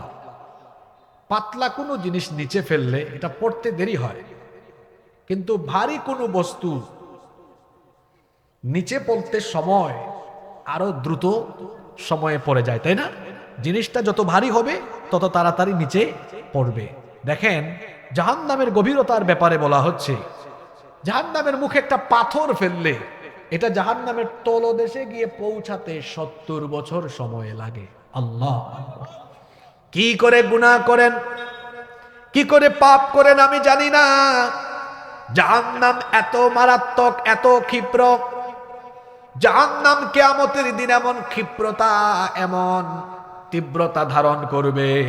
আল্লাহর নবী বলেছেন, ইউক্তা বিজাহান্নামা ইয়াউমা ইদিল্লাহা ৭০ আলফা জিমামিন মা কুল্লি জিমামিন ৭০ আলফা মালাকি ইয়াজুরুনাহা।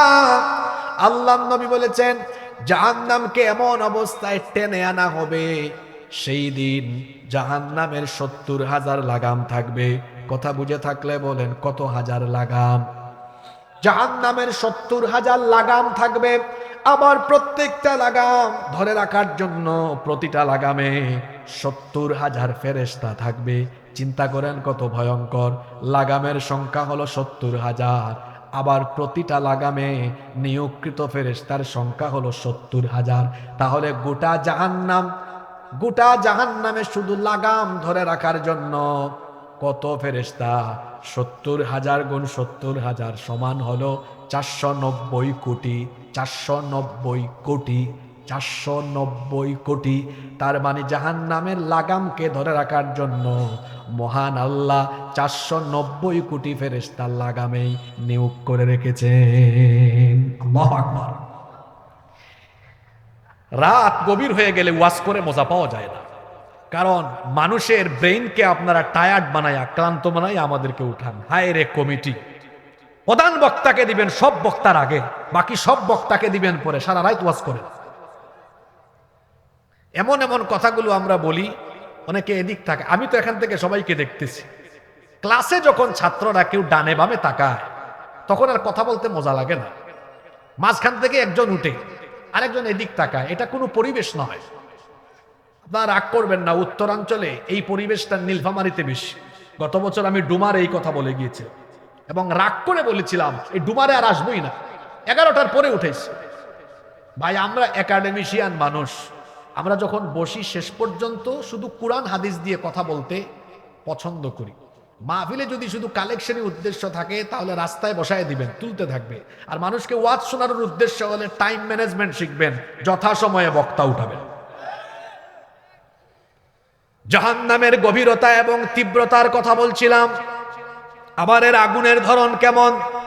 এত মারাত্মক আগুন। আল্লাহর নবী বলেছেন, জাহান্নামের আগুনকে একটানা ধারাবাহিকভাবে ৩০০০ বছর উত্তাপ দেওয়া হয়েছে। প্রথম পর্যায়ে জাহান্নামের আগুনকে একটানা ১০০০ বছর উত্তাপ দেওয়া হয়েছে, যার ফলে জাহান্নামের আগুন রক্তিম বর্ণ ধারণ করলো। দ্বিতীয় পর্যায়ে আরো ১০০০ বছর উত্তাপ দেওয়া হলো, যার ফলে জাহান্নামের আগুন কৃষ্ণ বর্ণ ধারণ করলো। তৃতীয় পর্যায়ে আরো ১০০০ বছর যখন উত্তাপ দেওয়া হলো, জাহান্নামের আগুন তখন তমসাচ্ছন্ন নিকষ কালো অবস্থায় পরিগণিত হলো। ৩০০০ বছর একটানা উত্তাপ দেওয়ার ফলে জাহান্নামের আগুনের কালার কালো বর্ণে রূপান্তরিত হয়েছে। কথা বুঝে থাকলে বলেন তো, জাহান্নামের আগুনের কালার কি? দুনিয়ার আগুনের কালার কেমন? এখানে সবগুলো লাইট বন্ধ করে দিয়ে যদি দুনিয়ার আগুন জ্বালানো হয়, এই জায়গাগুলো আলোকিত হওয়ার সম্ভাবনা আছে, কারণ দুনিয়ার আগুনের কালার হলো লাল। কিন্তু জাহান্নামের আগুন এমন মারাত্মক, আলোকিত জায়গায় জ্বললে গোটা জায়গা তমসাচ্ছন্ন অন্ধকারে নিমজ্জিত হয়ে যাবে। আবার এটা এমন মারাত্মক আগুন, জাহান্নামের তুলনায় দুনিয়ার আগুনের তীব্রতা হলো 70/1 দুনিয়ার আগুনের দহন ক্ষমতা হলো জাহান্নামের তুলনায় 70/1। এই 70/1 দুনিয়ার আগুন। বলেন তো, এখানে কাউকে ফেলা হবে, সে কি অক্ষত থাকবে নাকি পুড়ে যাবে? একদম পুড়ে ছাই হয়ে যাবে। এটার চাইতে আরো 69 ভাগ বেশি দহন শক্তি সম্পন্ন জাহান্নামের আগুনের ভয় আপনার কলিজায় নাই। যদি কলিজায় থাকতো ফজরের নামাজ আপনি কাজা করতেন না। যদি জাহান্নামের সেই আগুনের ভয় আপনার অন্তরে থাকতো, আপনি সুদ খাইতেন না, ঘুষ খাইতেন না, অন্যায় করতেন না। জেনা করতেন না, ব্যভিচার করতেন না, মহিলারা বেপর্দা বের হতো না। যদি জাহান্নামের আগুনের ভয় কলিজায় থাকতো, মানুষ গুনাহের ধারে কাছেও যেত না। বড় মারাত্মক, তীব্র, সাংঘাতিক সেই আগুনের মধ্যে জাহান্নামীদের মাথার চুলের মুঠি ধরে, তারপরে তাদেরকে জিনজিল লাগায়া টেনে হিচড়ে যখন জাহান্নামে ফেলা হবে, জাহান্নামের দারোয়ান ফেরেশতা, জাহান্নামের সিকিউরিটিতে থাকা ফেরেশতারা এদের অবস্থা দেখে তাদের সাথে কি কথা বলবেন? কোরআনে কারিমে আল্লাহ বলছেন, কুল্লামা উলকিয়া ফিহা ফাওজুন সাআলাহুম খাজানাতুহা আলাম ইয়াতিকুম নাযীর। জাহান্নামের দারোয়ান ফেরেশতারা বলবে, কিরে হতভাগার দল, তোরা আজকে জাহান্নামে আসলি কেন? তোদের কাছে কি কোনো সতর্ককারী যায় নাই? তোদের কাছে কি নবী রাসূল কিংবা তাদের ওয়ারিস উলামা মাশায়েখ তারা কি তোদেরকে জাহান্নামের ব্যাপারে সাবধান সতর্ক করে নাই? তোরা আজকে এই জাহান্নামে আসলে জানিস নাকি এটা বড় কঠিন জায়গা, এর চেয়ে কঠিন শাস্তি, এর চেয়ে কঠিন দুঃখের জায়গা আর নাই। জাহান্নামের দারোয়ান ফেরেশতারা বলবে, আল্লাহ তাআলা যত আযাব আর গজব এবং কঠিন শাস্তির জায়গা বানিয়েছেন, তার মধ্যে সবচেয়ে কঠিন, সবচেয়ে ভয়াবহ জায়গার নাম জাহান্নাম। এখানে আসলি কেন? তোরে কি জাহান্নামের ব্যাপারে দুনিয়ায় কেউ সতর্ক করে নাই, সাবধান করে নাই? যখন জাহান্নামের দারোয়ান ফেরেশতারা জাহান্নামীদেরকেই প্রশ্ন করবে, জাহান্নামীরা তখন জবাবে কি বলবে? আল্লাহ পরের অংশে উঠায় দিলেন, জাহান্নামীরা তখন জবাব দিবে, ক্বালু বালা ক্বাদ জাআনা নাযীর। হ্যাঁ, সতর্ককারী আমাদের কাছে এসেছিল। ফেরেশতারা তখন বলবে, যদি সতর্ককারী তোমাদের কাছে এসেই থাকে, তাহলে তোমরা সতর্কবাণী শোনার পরে কেমন আচরণ করেছিলে? তখন জাহান্নামীরা বলবে, ফাকাযযাবনা ওয়া কুলনা মা নাযালাল্লাহু মিন শাই। আমরা এগুলো বিশ্বাসই করি নাই, আমরা এগুলো শুনেছি কিন্তু বিশ্বাস করি নাই। যারা এগুলো বলেছে তাদের কথার কোনো দামও দেই নাই, বরং উল্টা তাদেরকে আমরা পথভ্রষ্ট ভাবতাম, আমরা তাদের কথায় পাত্তা দিতাম না। তখন ফেরেশতারা বলবে, যেহেতু তুই পাত্তা দেস নাই, আজকে মজা টের পাবি, আজকে মজা বুঝবি, ভালো করে টের পাবি। তাকিয়ে দেখ জাহান্নামের লেলিহান শিখা, এই জায়গাতে ঢুকার পরে বুঝবি মজা, এইটা কত কষ্টের জায়গা।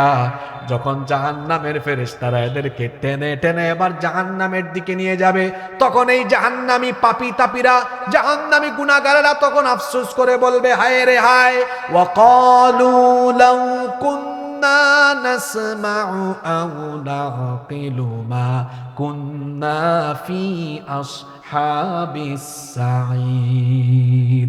আমাদেরকে দুনিয়ায় থাকা অবস্থায় যে সতর্ক করা হয়েছিল, সেগুলো যদি আমরা শোনার পরে মানতাম, জীবনে আমল করতাম, জীবনে সংশোধন হয়ে যেতাম, তাহলে আজ আমাদেরকে এই দাউ দাউ করে জ্বলা জাহান্নামের আগুনের মধ্যে নিক্ষেপ হওয়া লাগতো না।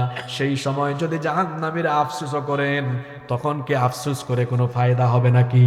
আল্লাহ ফেরেশতাদেরকে বলবেন, এই গুনাহগার, এই পাপীটারে ধর, এর জাহান্নামে নিয়ে যাওয়ার জন্য প্রস্তুত কর। ফেরেশতারা বলবে, আল্লাহ তারে কেমনে সাজাতাম, কেমনে প্রস্তুত করতাম? আল্লাহ বলবেন, এবার তাকে জাহান্নামের আগুনের তৈরি পোশাক পরিধান করাও। রব্বুল আলামিন কোরআনুল কারীমের 22 নম্বর সূরা সূরাতুল হাজের 19 নম্বর আয়াত থেকে বলছেন, ফাল্লাযীনা কাফারু কুত্তিআত লাহুম থিয়াবুম মিন নার। যারা নাফরমান, জাহান্নামের তৈরি আগুনের পোশাক তাদেরকে পরানো হবে। এখন আপনারা সবাই সুতার তৈরি কাপড় পরিধান করে এসেছেন, যার ফলে ঠান্ডার মধ্যে আরাম লাগতেছে, কিন্তু আগুনের তৈরি পোশাক যখন জাহান্নামীদেরকে পরিধান করানো হবে, শরীরের চামড়া সুদ্ধা দাউ দাউ করে জ্বলে পুড়ে ছাই হয়ে যাবে, ভস্মীভূত হয়ে যাবে। নাউজুবিল্লাহ। শুধু তাই নয়, আল্লাহ ফেরেশতাদেরকে বলবেন, এর মাথার উপরে ফুটন্ত গরম পানি ঢেলে দে। ইউসাব্বু মিন ফাওকি রুউসিহিমুল হামিম ইউসহারু বিহি মা ফি বুতুনিহিম ওয়াল জুলুদ। মাথার উপরে জাহান্নামের উত্তপ্ত ফুটন্ত গরম পানি ঢেলে দেওয়ার ফলে এই জাহান্নামীদের পেটের ভেতরের নারী ভুঁড়ি, পেটের ভেতরে উদরের ভেতরে যা আছে সব কিছু জ্বলে পুড়ে একেবারে ভস্মীভূত ছাই হয়ে যাবে, সব জ্বলে যাবে। শুধু তাই নয়, আল্লাহ বলবেন ওয়ালাহুম মাকামিউ মিন হাদিদ, এদের জন্য লোহার তৈরি হাতুড়ির ব্যবস্থা করো, সেটা দিয়ে তাদেরকে প্রহার করা হবে। এই রকম করে জাহান্নামীদেরকে যখন জাহান্নামে আযাবের পর আযাব, শাস্তির পর শাস্তি দেওয়া হবে, জাহান্নামে আযাব চলতে থাকবে, জাহান্নামের আগুনে পুরানোর ফলে তাদের শরীরের চামড়া জ্বলে পুড়ে ছাই হয়ে যাবে। জাহান্নামীরা যেন আবার এটা মনে না করে একবার জ্বালানোর উপরে ছাই হয়ে গেলাম তো বেঁচে গেলাম, বিষয়টা এমন নয়। আল্লাহ এবার বলছেন কুল্লামা নাদিজাত জুলুদুহুম বাদদালনাহুম জুলুদান গায়রাহা লিয়াযুকুল আযাব। জাহান্নামের আগুনে পুরানোর ফলে যখন তাদের শরীরের চামড়া জ্বলে যাবে, তাদের সেই পুড়ে যাওয়া চামড়ার মধ্যে আবার নতুন চামড়া স্থানান্তর করে দেওয়া হবে, যাতে তাদেরকে আযাবের মজা ভালো করে বোঝানো যায়। জাহান্নামীরা জাহান্নামের মধ্যে আযাব পেতে পেতে, কষ্ট পেতে পেতে জাহান্নামীরা চতুর্দিকে আর্তনাদ করতে থাকবে, আল্লাহ এই আযাব থেকে আমাদেরকে রেহাই দাও। তারা জাহান্নামে শাস্তি পেতে পেতে পেতে পেতে জাহান্নাম থেকে হামাগুড়ি দিয়ে হলেও বের হওয়ার প্রাণান্তকর প্রচেষ্টা করবে। আল্লাহ বলছেন যতই চেষ্টা করুক ফায়দা হবে না, তার কারণ হলো কুল্লামা আরাদু আন ইয়াখরুজু মিনহা মিন গাম্মিন উঈদু ফিহা ওয়া যুকু আযাবাল হারিক। যখনই তারা জাহান্নাম থেকে বের হওয়ার চেষ্টা করবে, আবার তাদেরকে ধরে জাহান্নামে নিক্ষেপ করা হবে।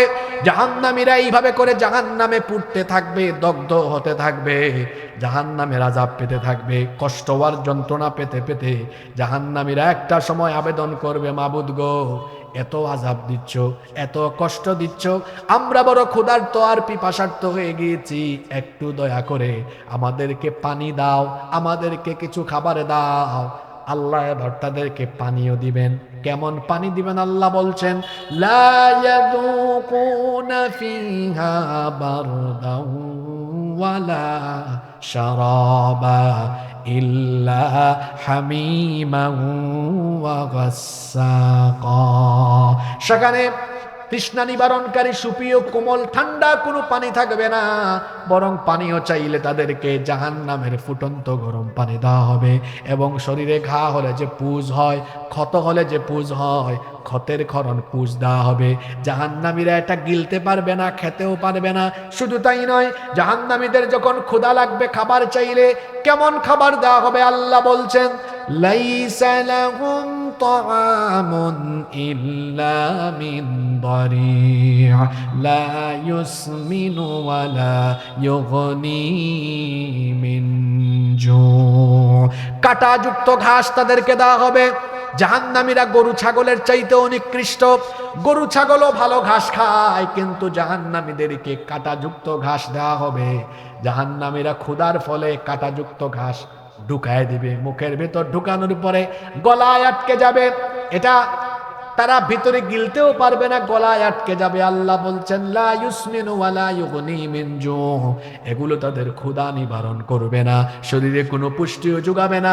এমনকি তাদেরকে আরেক ধরনের নিকৃষ্ট খাবার দেওয়া হবে। আল্লাহ বলছেন ইন্না শাজারাতাজ যাক্কুমি তুআমুল আথিম কালমুহলি ফিল বুতুনি কাগালিল হামিম।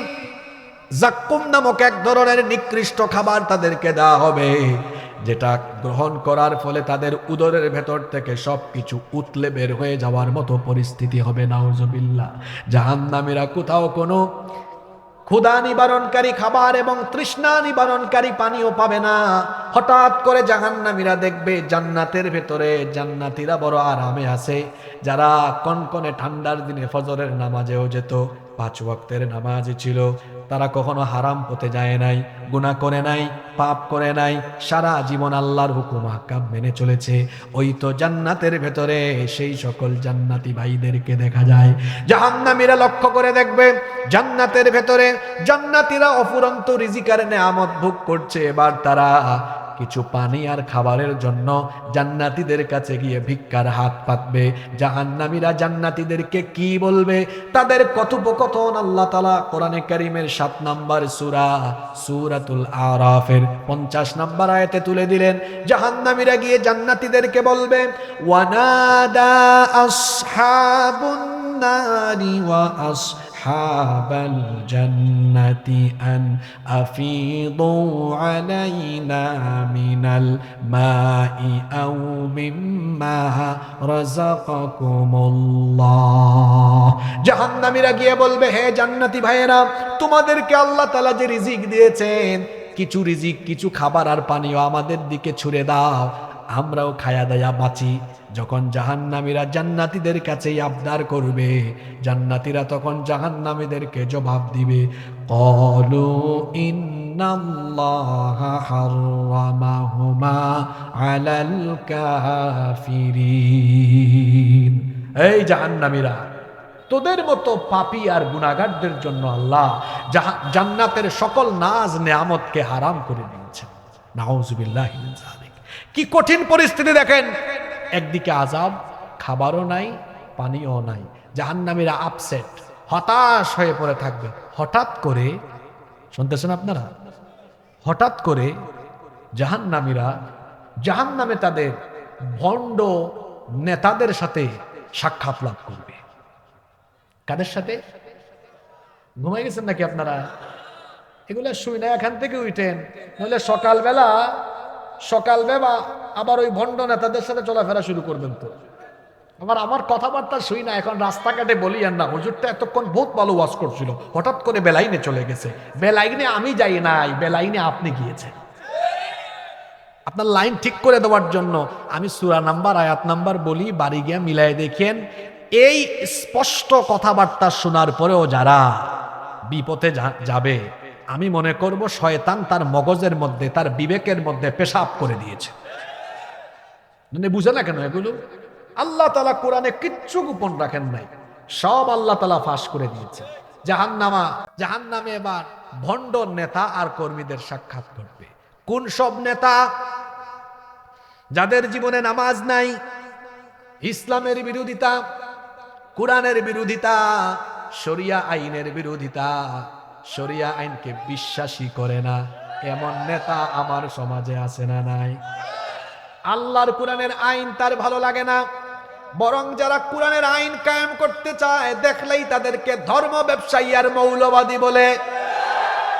ভাই, আলেম ওলামাদেরকে ধর্ম ব্যবসায়ী বলার আগে দয়া করে প্লিজ আয়নায় নিজেদের চেহারাটা একটু দেখে নেন। এই দেশে আলেমদেরকে, কোন আলেমের পকেটে আপনি 2-3 কোটি টাকা ঢুকাইয়া, অথবা যদি বলেন হুজুর আপনাকে পার্লামেন্ট মেম্বার, এমপি বানাই দিব, শর্ত হলো আপনার টুপি জুব্বা এগুলো খুলে শার্ট প্যান্ট পরে হাঁটবেন আর দাড়ি ফেলে দিয়ে ক্লিন শেভ করবেন। বলেন তো কোন আলেমকে আপনি টাকা বা ক্ষমতার লোভ দেখাইয়া এটা করাইতে পারবেন? সবাই বলেন পারবেন। কিন্তু আমাদেরকে যারা ধর্ম ব্যবসায়ী বলে, ওদেরকে যদি বলেন ভাই ভোট বাড়বে, শার্ট প্যান্ট খুলে আজকে থেকে পাঞ্জাবি টুপি পরবেন, ওই এমন টুপি পরবে ঘুমানোর টাইম আর খুলবে না। আমি কি মিথ্যা বলেছি? আমার দেশে নির্বাচন আসলে পাঞ্জাবি টুপি আর হিজাব পরার পরিমাণও বাড়ে।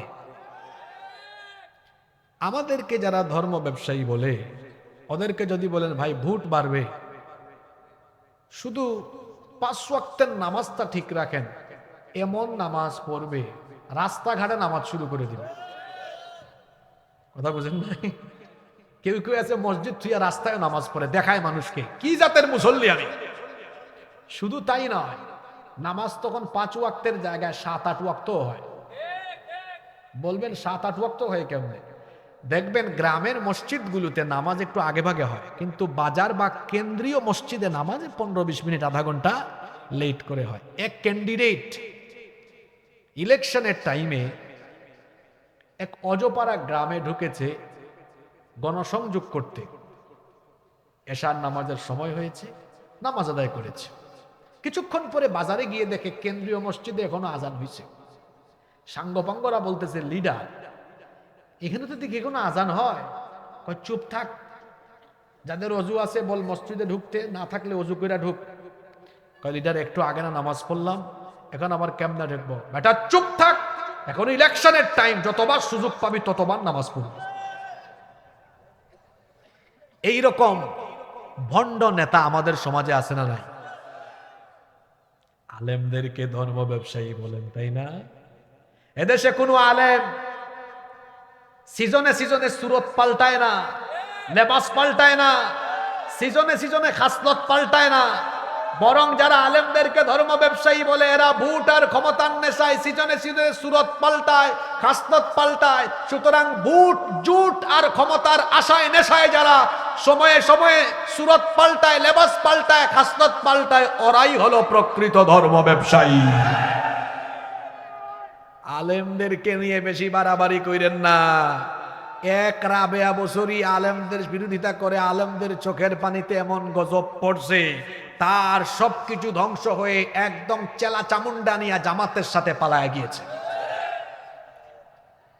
পরিষ্কার ভাষায় বলছি, এই দেশে আলেমদের সাথে দুর্ব্যবহার করে, উলামা মাশায়েখদের সাথে বেয়াদবি করে কেউ কশ্চিন কালেও ক্ষমতার চেয়ারে বসে থাকতে পারবে না। আলেম উলামাদের সাথে বেয়াদবি করলে, ইসলামের বিরুদ্ধে কোনো কথা বা কর্মকাণ্ড করলে, উলামা মাশায়েখদের সাথে তারুণ্য যুব সমাজ ঐক্যবদ্ধ হয়ে ক্ষমতার চেয়ার থেকে উল্টা দিয়ে ফেলায় দিবে।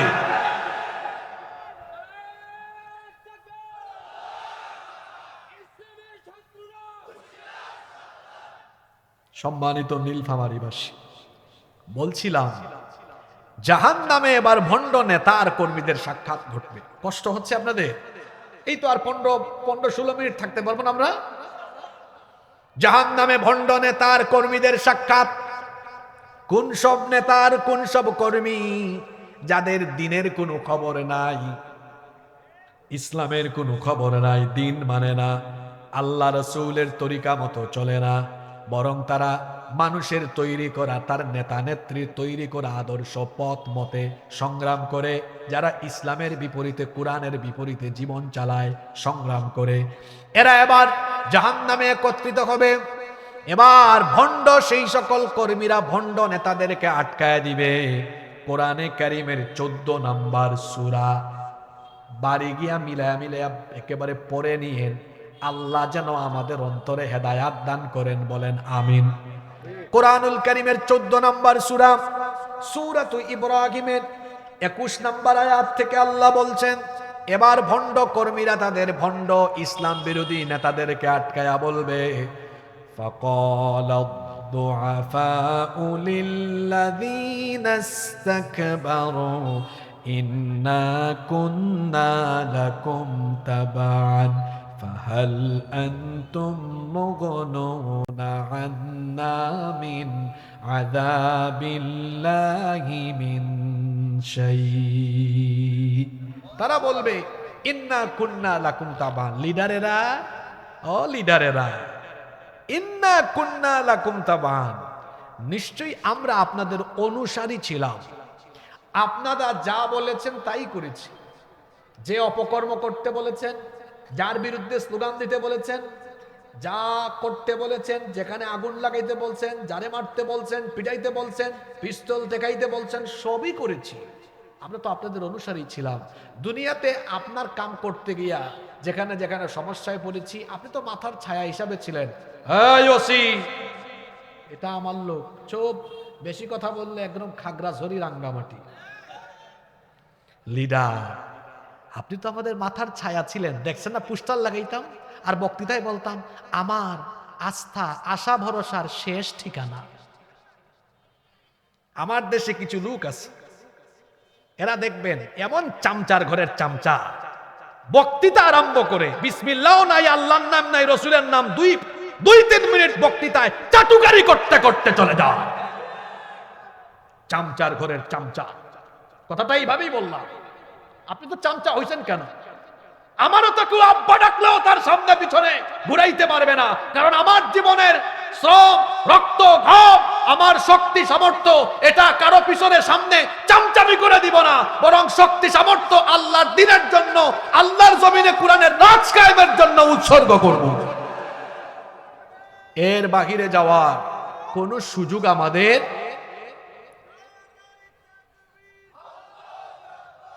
সম্মানিত ভাইয়েরা, সম্মানিত ভাইয়েরা, এরা বলবে আল্লাহ, এরা বলবে লিডার একটু বাঁচান না আজকে। ফাহাল আনতুম মুগনুনা আন্না মিন আযাবিল্লাহি মিন শাই, আজকে একটু আল্লাহর আযাব থেকে আমাদেরকে বাঁচানোর জন্য কিছু করেন। দুনিয়ায় তো বহুত কিছু করছেন, আজকে কিছু করেন।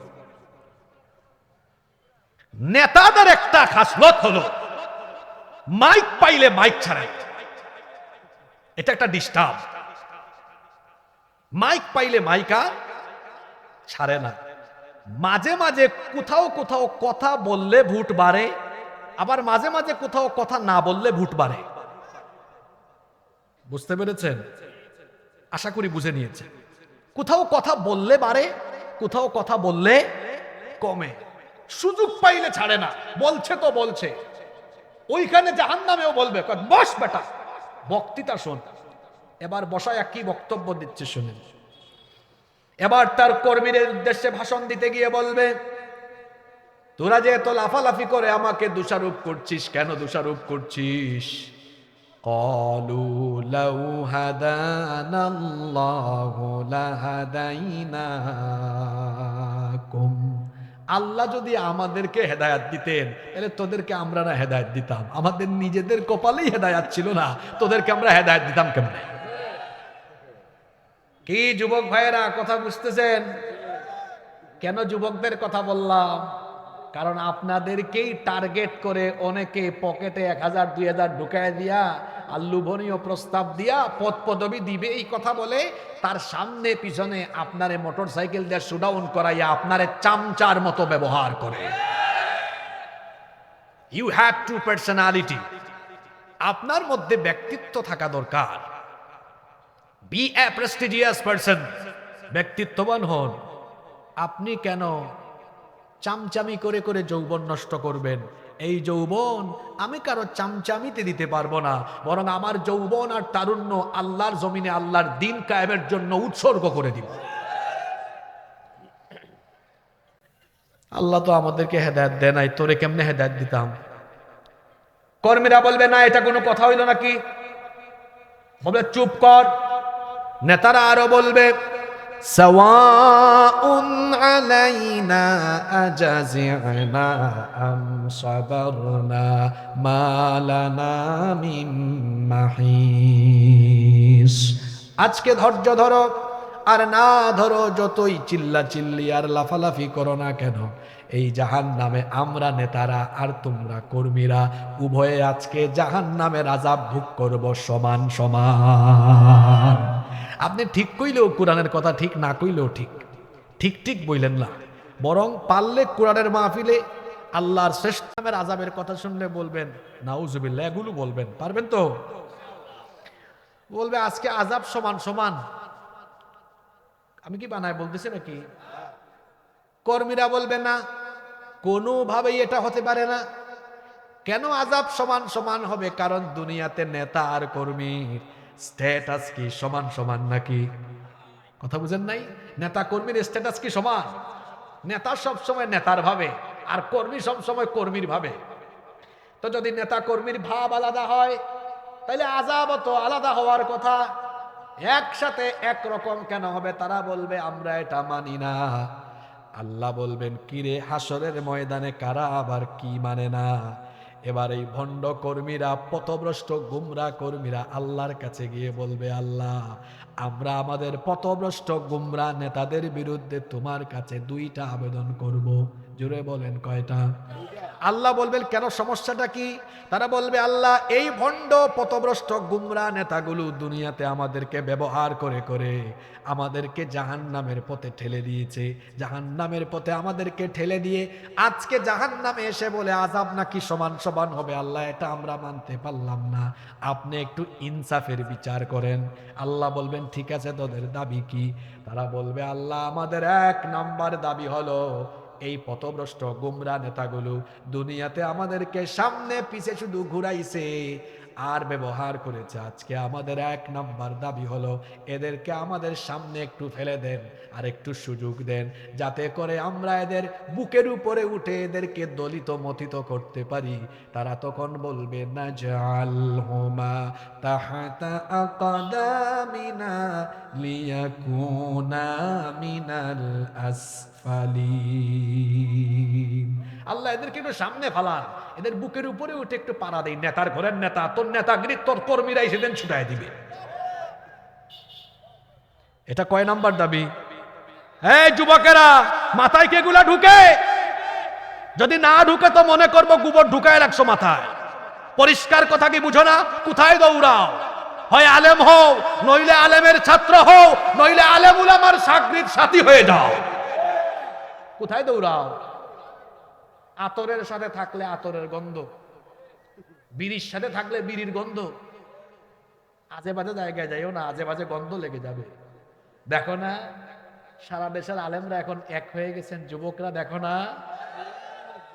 আপনারা খুশি না বেজার? আলেমরা এক হয়ে গেছেন দেখে পাশের দেশের দাদা বাবুদের রাতের ঘুম হারাম হয়ে গিয়েছে। আবার এই দেশে যারা তাদের পা চাটা গোলাপ, তাদের কলিজার মধ্যে আগুন ধরে গিয়েছে, কথাবার্তায় ব্যালেন্স নাই, কি বলে নিজেও বুঝে না। আর বাংলাদেশে আপনাদের দেশে দলান্ধ দলকানা মানুষের সংখ্যা বেশি। এত দলকানা, এত দলান্ধ, তার নেতা নেত্রীর প্রতি তার অন্ধ আনুগত্য এত বেশি যে ইসলাম আর দ্বীনের সাথে সাংঘর্ষিক বিষয়েও সে তার নেতা নেত্রীর অনুসরণ করবে, অনুসরণ করে আলেম উলামার সামনে আজে বাজে কথা বলবে, বেয়াদবি করবে। ও আমার ভাই, আমি আপনাকে বলছি সময় থাকতে সাবধান হন। এদেশের আলেমরা কখনো দেশের বিরুদ্ধে, জনগণের বিরুদ্ধে কাজ করেন নাই, বরং দেশ স্বাধীন হওয়ার পর থেকে আজ অবধি এদেশের আলেমরা দেশের স্বাধীনতা সার্বভৌমত্ব রক্ষায় কাজ করেছেন। যারা বলে আলেম ওলামারা দেশকে পিছায়া দিচ্ছেন, আমি একটা কথা বলি, এই দেশে আলেম ওলামারা চুরি ডাকাতি দুর্নীতি করে দেশের বাইরে বাড়ি গাড়ি করেছেন, এরকম একজন আলেমের নাম আপনারা বলতে পারবেন? এত আস্তে বললেন কেন? বলতে পারবেন? দেশের সম্পদ লুটপাট করে বিদেশে চলে গিয়েছে 54 বছরে একজন আলেমের তালিকা দিতে পারবেন? আমাদেরকে যারা গালিগালাজ করে ওদের লিস্ট এত লম্বা, এমন চোর, এমন ডাকাত, দেশের সম্পদ, জনগণের সম্পদ চুরি করে দেশের বাইরে সম্পদের পাহাড় করেছে। আমাদেরকে খেপাবেন না, নইলে খবর আছে। আমাদেরকে খেপাবেন না। উলামা মাশায়েখদের সাথে বেয়াদবি করে আগেই বলেছি, কেউ ক্ষমতার চেয়ারে এই দেশে টিকতে পারবে না। সম্মানিত ভাইয়েরা, আমি বলছিলাম কর্মীরা আল্লাহর কাছে আবেদন করছে দুইটা। 1 নাম্বারটা বলে ফেলছে। 1 নাম্বারটা কি? আল্লাহ একটু সামনে ফালান, পায়ের তলায় পাড়া দেই। আপনারা এটাকে আঞ্চলিক ভাষায় কি বলেন? হ্যাঁ, কি বলছে? খসিব। আরে বাবা, খসিব মাখরাজ ঠিক আছে, খসিব। আর আমাদের সিলেটে কি বলে জানেন? এটাও বলি, আল্লাহ একটু সামনে ফালাইয়া দেও রে বা, ফাওয়ার তোলা থতবিল উড়া দেই। কিতা দেই? মাতৌকাতে কিতা দেই? ওলা উড়া দেই, উড়া। আর আপনারা কি দেন? খসি দেই। এখন খসি দিবে একদম। এটা তো গেলে 1 নাম্বার। 2 নাম্বারটা শুনতে হবে। কষ্ট হচ্ছে আপনাদের? 2 নাম্বারটা হলো আল্লাহ এই ভণ্ড নেতাগুলাকে আজকে ভালো করে সাইজ করেন, কারণ দুনিয়ায় তারা আমাদেরকে ব্যবহার করেছে, ইউজ করেছে। আজকে আবার এসে বড় গলায় বলে আযাব নাকি সমান সমান। আল্লাহ আমাদের 2 নাম্বার দাবি হলো রব্বানা আতিহিম দি'ফাইনি মিনাল আযাবি ওয়ালআনহুম লা'নান কাবীরা। আল্লাহ জাহান্নামে আজকে আমাদেরকে যে আযাব দিবেন এই ভণ্ড পথভ্রষ্ট গুমরা বেঈমান নেতাদেরকে আমাদের আযাবের ঠিক ডবল করে আযাব দিবেন। নেতা মজা বুঝবা সেই দিন। যুবক, তরুণ, ছাত্র ভাইদের পা ধরে বলছি, পা ধরে বলছি, বেনামাজি বেঈমান ভণ্ড গুমরা পথভ্রষ্ট নেতাদের সঙ্গ ছেড়ে দাও, আলেম উলামার সাথী হয়ে যাও।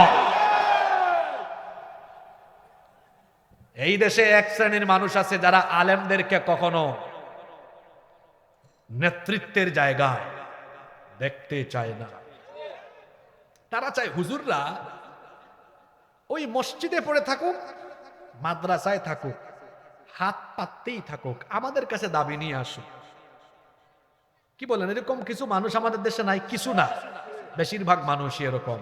কিন্তু বাংলাদেশের সাধারণ মানুষ 54 বছর ধরে দেখেছে এই চোর চামারদের যন্ত্রণায় দেশে শান্তি পাওয়া যাইতেছে না। সাধারণ মানুষ বুঝে ফেলেছে এই দেশে এখন সবকিছু পরিচালনার দায়িত্ব এবার চোর চামারদেরকে বাদ দিয়ে হুজুরদের কাছে, আলেম উলামার কাছে এবার দায়িত্বটা দেওয়া দরকার। আপনারা চান নাকি? কারা কারা চান দেখি তো?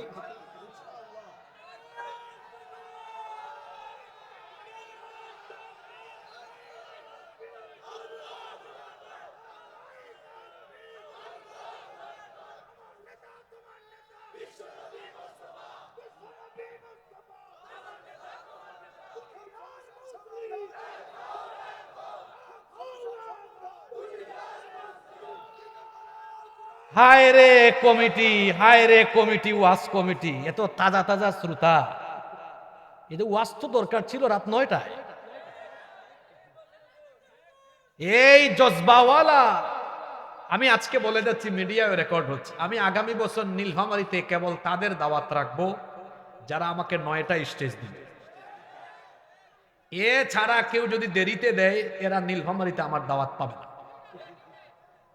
কারণ এইরকম জজবাওয়ালা শ্রোতা আমার দরকার। মানুষগুলোর ক্লান্ত বানাই ফেলছে, বসাই দেবে। অনেকে তো পেশাব আটকায় রাখছে। কি করবে, ঠান্ডার রাত, বেশি কষ্ট দিব না, আর কিছুক্ষণ থাকেন।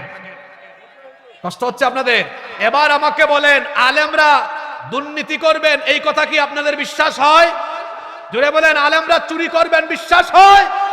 তাহলে বলেন, চুরি ডাকাতি আর দুর্নীতি মুক্ত বাংলাদেশ পরিচালনায়, আপনারা রাষ্ট্র পরিচালনায় আলেম উলামাদেরকে দেখতে চান কি চান না? হাত নামান। এবার আসল কথা বলি। এখন কিছু মানুষ খেপে গেছে, হুজুররা দেখি এবার সব চালাইতে চায়। হুজুররা এমনি এমনি সিদ্ধান্ত নিয়েছে না, অতিষ্ঠ হয়ে হুজুররা এক হয়েছে। কিছুদিন আগে ঢাকার সোহরাওয়ার্দী উদ্যানে একটা সমাবেশ হয়েছিল। সেখানে তাহরিকে খতমে নবুয়ত, ওই যে কাদিয়ানীদেরকে রাষ্ট্রীয়ভাবে কাফের ঘোষণার দাবিতে একটা সমাবেশ হয়েছিল না? আমি তাদের দাবির সাথে একমত, কিন্তু তাদের পদ্ধতির সাথে 100 ভাগ দ্বিমত। কথা বুঝছেন? দাবির সাথে একমত, কিন্তু দাবি আদায়ের পদ্ধতির সাথে দ্বিমত। কেন? 54 বছরে একটু সবক নিতে পারলেন না আপনারা? হ্যাঁ, আপনারা তো খালি অনুরোধই করেন। আপনারা অনুরোধের জায়গায় আর কতকাল থাকবেন? বলতেছেন আমরা অনুরোধ করছি, আমাদের দাবিটা মেনে নেন। শাপলা চত্বরেও 13 দফা নিয়ে গিয়েছিলেন। তারপরে রমজান মাস আসলে আপনারা অনুরোধ পাঠান যে দয়া করে দিনের বেলা হোটেল রেস্তোরাঁ বন্ধ রাখেন। বিভিন্ন সময় অনুরোধ করেন ইসলাম বিরোধী আইনটা করবেন না, ধর্মীয় এই গানের শিক্ষক নিয়োগ দিবেন না, অনুরোধ জানান। আর কতকাল হুজুররা অনুরোধের জায়গায় পড়ে থাকবে? সময় এসেছে, এবার আমরা আর অনুরোধ করব না। এবার যেখানে আদেশ করা যায় সেই আইন পাশ করার জায়গায় আমরা গিয়ে আইন পাশ করে করে ভালো জিনিস চালু করব, সকল অন্যায়কে আমরা বন্ধ করে দিব। আপনারা চান কি চান না? চায় না কারা জানেন? বলতাম, আমি নির্ভয়েও বলি, আমি ভয় নিয়ে কোনোদিনও বলি না। আমার উপর বেশ কয়েকবার হামলা হয়েছে, আমার গাড়ি ভাঙচুর হয়েছে, আমাকে অ্যাটাক করা হয়েছে, আমারে কেউ থামাইতে পারে না। আমরা থেমে যাওয়ার জাতি না। আমরা থেমে যাব সেই দিন, মরণ হবে যেই দিন। আমরা তো শাহাদাতের পথকে বেছে নিয়েছি, এজন্য আমাদেরকে গুলি, বোমা, রকেট গুলি বোমা, তারপরে ফাঁসির দড়ি কিংবা হুমকি ধামকি জেল জুলুম, এগুলোর ভয় দেখাই আমাদেরকে লাভ নাই। আমরা এই সকল হুমকি ধামকির পরোয়াও করি না। কারে হুমকি দেন আপনি? আমরা তো জানি আমরা যে কোনো সময় মারা যাব। যারা দুনিয়া খুর এদের মরণের ভয় আছে, কিন্তু আমরা যারা দুনিয়ার বিনিময়ে আখিরাতকে গ্রহণ করে নিয়েছি, আমাদের মনে কোনো ভয় নাই, আমাদের হারাবার কিচ্ছু নাই। এজন্য আমার জাতীয় কবি বলেছেন, উহারা চাহুক দাসের জীবন, আমরা শহীদি দরজা চাই। নিত্য মৃত্যু ভীত ওরা, মোরা মৃত্যু কোথায় খুঁজে বেড়াই। আল্লাহু আকবার। আমরা আলেমুল আমাদের সাথে থাকবো ইনশাআল্লাহ। আচ্ছা বলেন তো, আল্লাহর আইন দিয়ে সবকিছু শাসন করা হোক, পরিচালনা হোক, এটা কারা চান? আলেমরা চান। তো আলেমরা কি খারাপ কিছু বলছেন? জোরে বলেন, খারাপ কিছু বলছেন? তো এই দাবির সাথে যারা একমত না, তারা কি চায়? তারা চায় কোরআন বাদ দিয়ে মানুষের তৈরি করা আইন দিয়ে চলুক, যেন এই সকল চোর চামারেরা ইচ্ছা মতো চুরি ডাকাতি দুর্নীতি করতে পারে। এই সময় শেষ হয়ে যাচ্ছে। এই নতুন বাংলাদেশে তারুণ্য জেগে উঠেছে। এই তারুণ্য উলামা মাশায়েখদের নেতৃত্বে আল কোরআনের বাংলাদেশ দেখতে চায়। আল্লাহ যেন কবুল করেন, বলেন আমিন। এ তো গেল ভণ্ড নেতার কর্মীদের পার্ট। এবার জাহান্নামে দেখা হবে। আচ্ছা, জাহান্নামীদের নেতাকে, হ্যাঁ ঠিক আছে, আমার ভাই ঠিক বলেছে, জাহান্নামীদের নেতাকে। আপনাদের কষ্ট হচ্ছে আমি বুঝতেছি, আর 4-5টা মিনিট শুনেন। এবার জাহান্নামীদের মূল লিডার নেতা শয়তান। কেন তাকে মূল লিডার বললাম? কারণ জাহান্নামে যাওয়ার জন্য যত ধরনের ওয়াসওয়াসা দেওয়া দরকার, এই ওয়াসওয়াসা যার তরফ থেকে আসে তার নাম কি? এবার জাহান্নামীরা তাদের লিডার শয়তানের সাথে শয়তানের সাথে তাদের সাক্ষাৎ ঘটবে। এবার জাহান্নামীরা শয়তানকে আটকায় বলবে, নেতাজি একটু দাঁড়ান, কথা আছে আপনার সাথে। এত খারাপ কাজ করাইছেন, নামাজ আদায় করতে দেন নাই, জিনা করিয়েছেন, অন্যায় অপকর্ম গুনাহ করাতে আমাদেরকে জাহান্নামী বানায়া দিয়েছেন। আজকে আপনারে ছাড়ব না। শয়তান তখন বলবে, দূর হ, আমারে কেন দোষ দিস?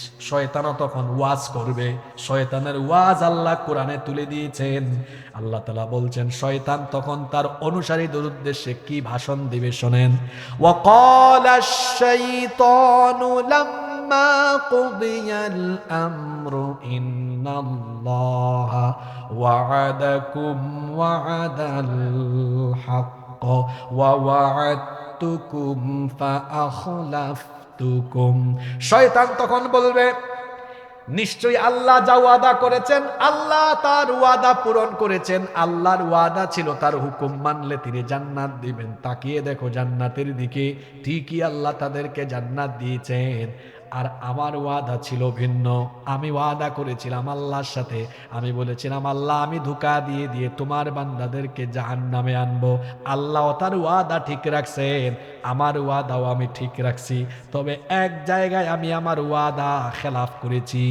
সেটা হলো, আমি তোমাদেরকে বলেছিলাম খাও দাও ফুর্তি করো, দুনিয়াটা মস্ত বড়, আগামীকাল বাঁচবা কিনা চিন্তা করো, সুতরাং গুনাহের কাজ করো, আমি তোমাদের সাথে আছি। এই কথা বলে দুনিয়ায় আমি তোমাদেরকে পাপ করিয়েছিলাম, জিনা করিয়েছিলাম, গুনাহ করিয়েছিলাম, নামাজ থেকে দূরে রেখেছিলাম, সকল অন্যায় অপকর্ম করিয়েছিলাম, তোমাদেরকে বলেছিলাম আমি তোমাদের সাথে আছি। কিন্তু আমার ওয়াদা আমি আজকে খেলাফ করলাম, আর আমাকে দোষারোপ করো না। শয়তান আরো বলবে, ওয়ামা কানা লিয়া আলাইকুম মিন সুলতান, তোমাদের উপরে আমার কোনো কর্তৃত্ব ছিল না। তবে হ্যাঁ, আমি একটা কাজ করেছিলাম, সেটা হলো ইল্লা আন দাআউতুকুম ফাস্তাজাবতুম লি, আমি শুধুমাত্র তোমাদেরকে খারাপ পথে দাওয়াত দিতাম, তোমরা না বুঝে আমার পিছনে দৌড়াইছো, কেন এখন আমাকে দোষ দাও? শয়তান তখন বলবে, ফালা তালুমুনি ওয়ালুমু আনফুসাকুম, আমাকে দোষ দিও না, বরং আজ নিজেদের এই পরিণতির জন্য তোমরা নিজেদেরকে দোষারোপ করো। শয়তান আরো বলবে, মা আনা বিমুসরিখিকুম ওয়া মা আনতুম বিমুসরিখি।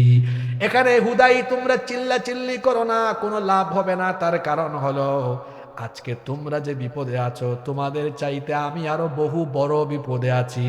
তোমাদেরকে তোমাদের বিপদ থেকে আমি উদ্ধার করতে পারবো না, ঠিক তেমনি ভাবে আমাকেও আমার বিপদ থেকে তোমরা বাঁচাতে পারবা না। আরে শয়তানও পোল্টি মারি দিছে এখানে। কি মারছে? পোল্টি মারা মানে বুঝেন, শয়তানও পোল্টি মারছে, নেতারাও মারলো, শয়তানও।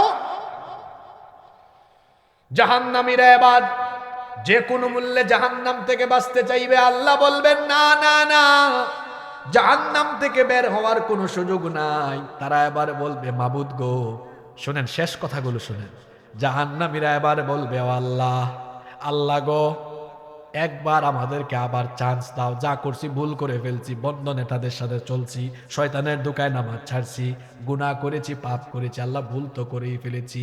এখন আল্লাহ তোমার কাছে আবেদন হলো, রব্বানা আখরিজনা না'মাল সালিহান গায়রাল্লাযী কুন্না না'মাল। রব, আমাদেরকে জাহান্নাম থেকে বের করে দুনিয়ায় পাঠাও, আবার আমাদেরকে সুযোগ দাও। এখন যদি দুনিয়ায় যাই, এখন আর পাপ করব না, ভণ্ড নেতাদের সাথে ঘুরবো না, শয়তানের ধোঁকায় পড়ে তোমার দিনের সাথে নাফরমানিও করব না। শয়তানের ধোঁকায় এখন দুনিয়ায় গেলে আর গুনাহ করব না, পাপও করব না। আল্লাহ আমাদেরকে আবার একটু সুযোগ দাও।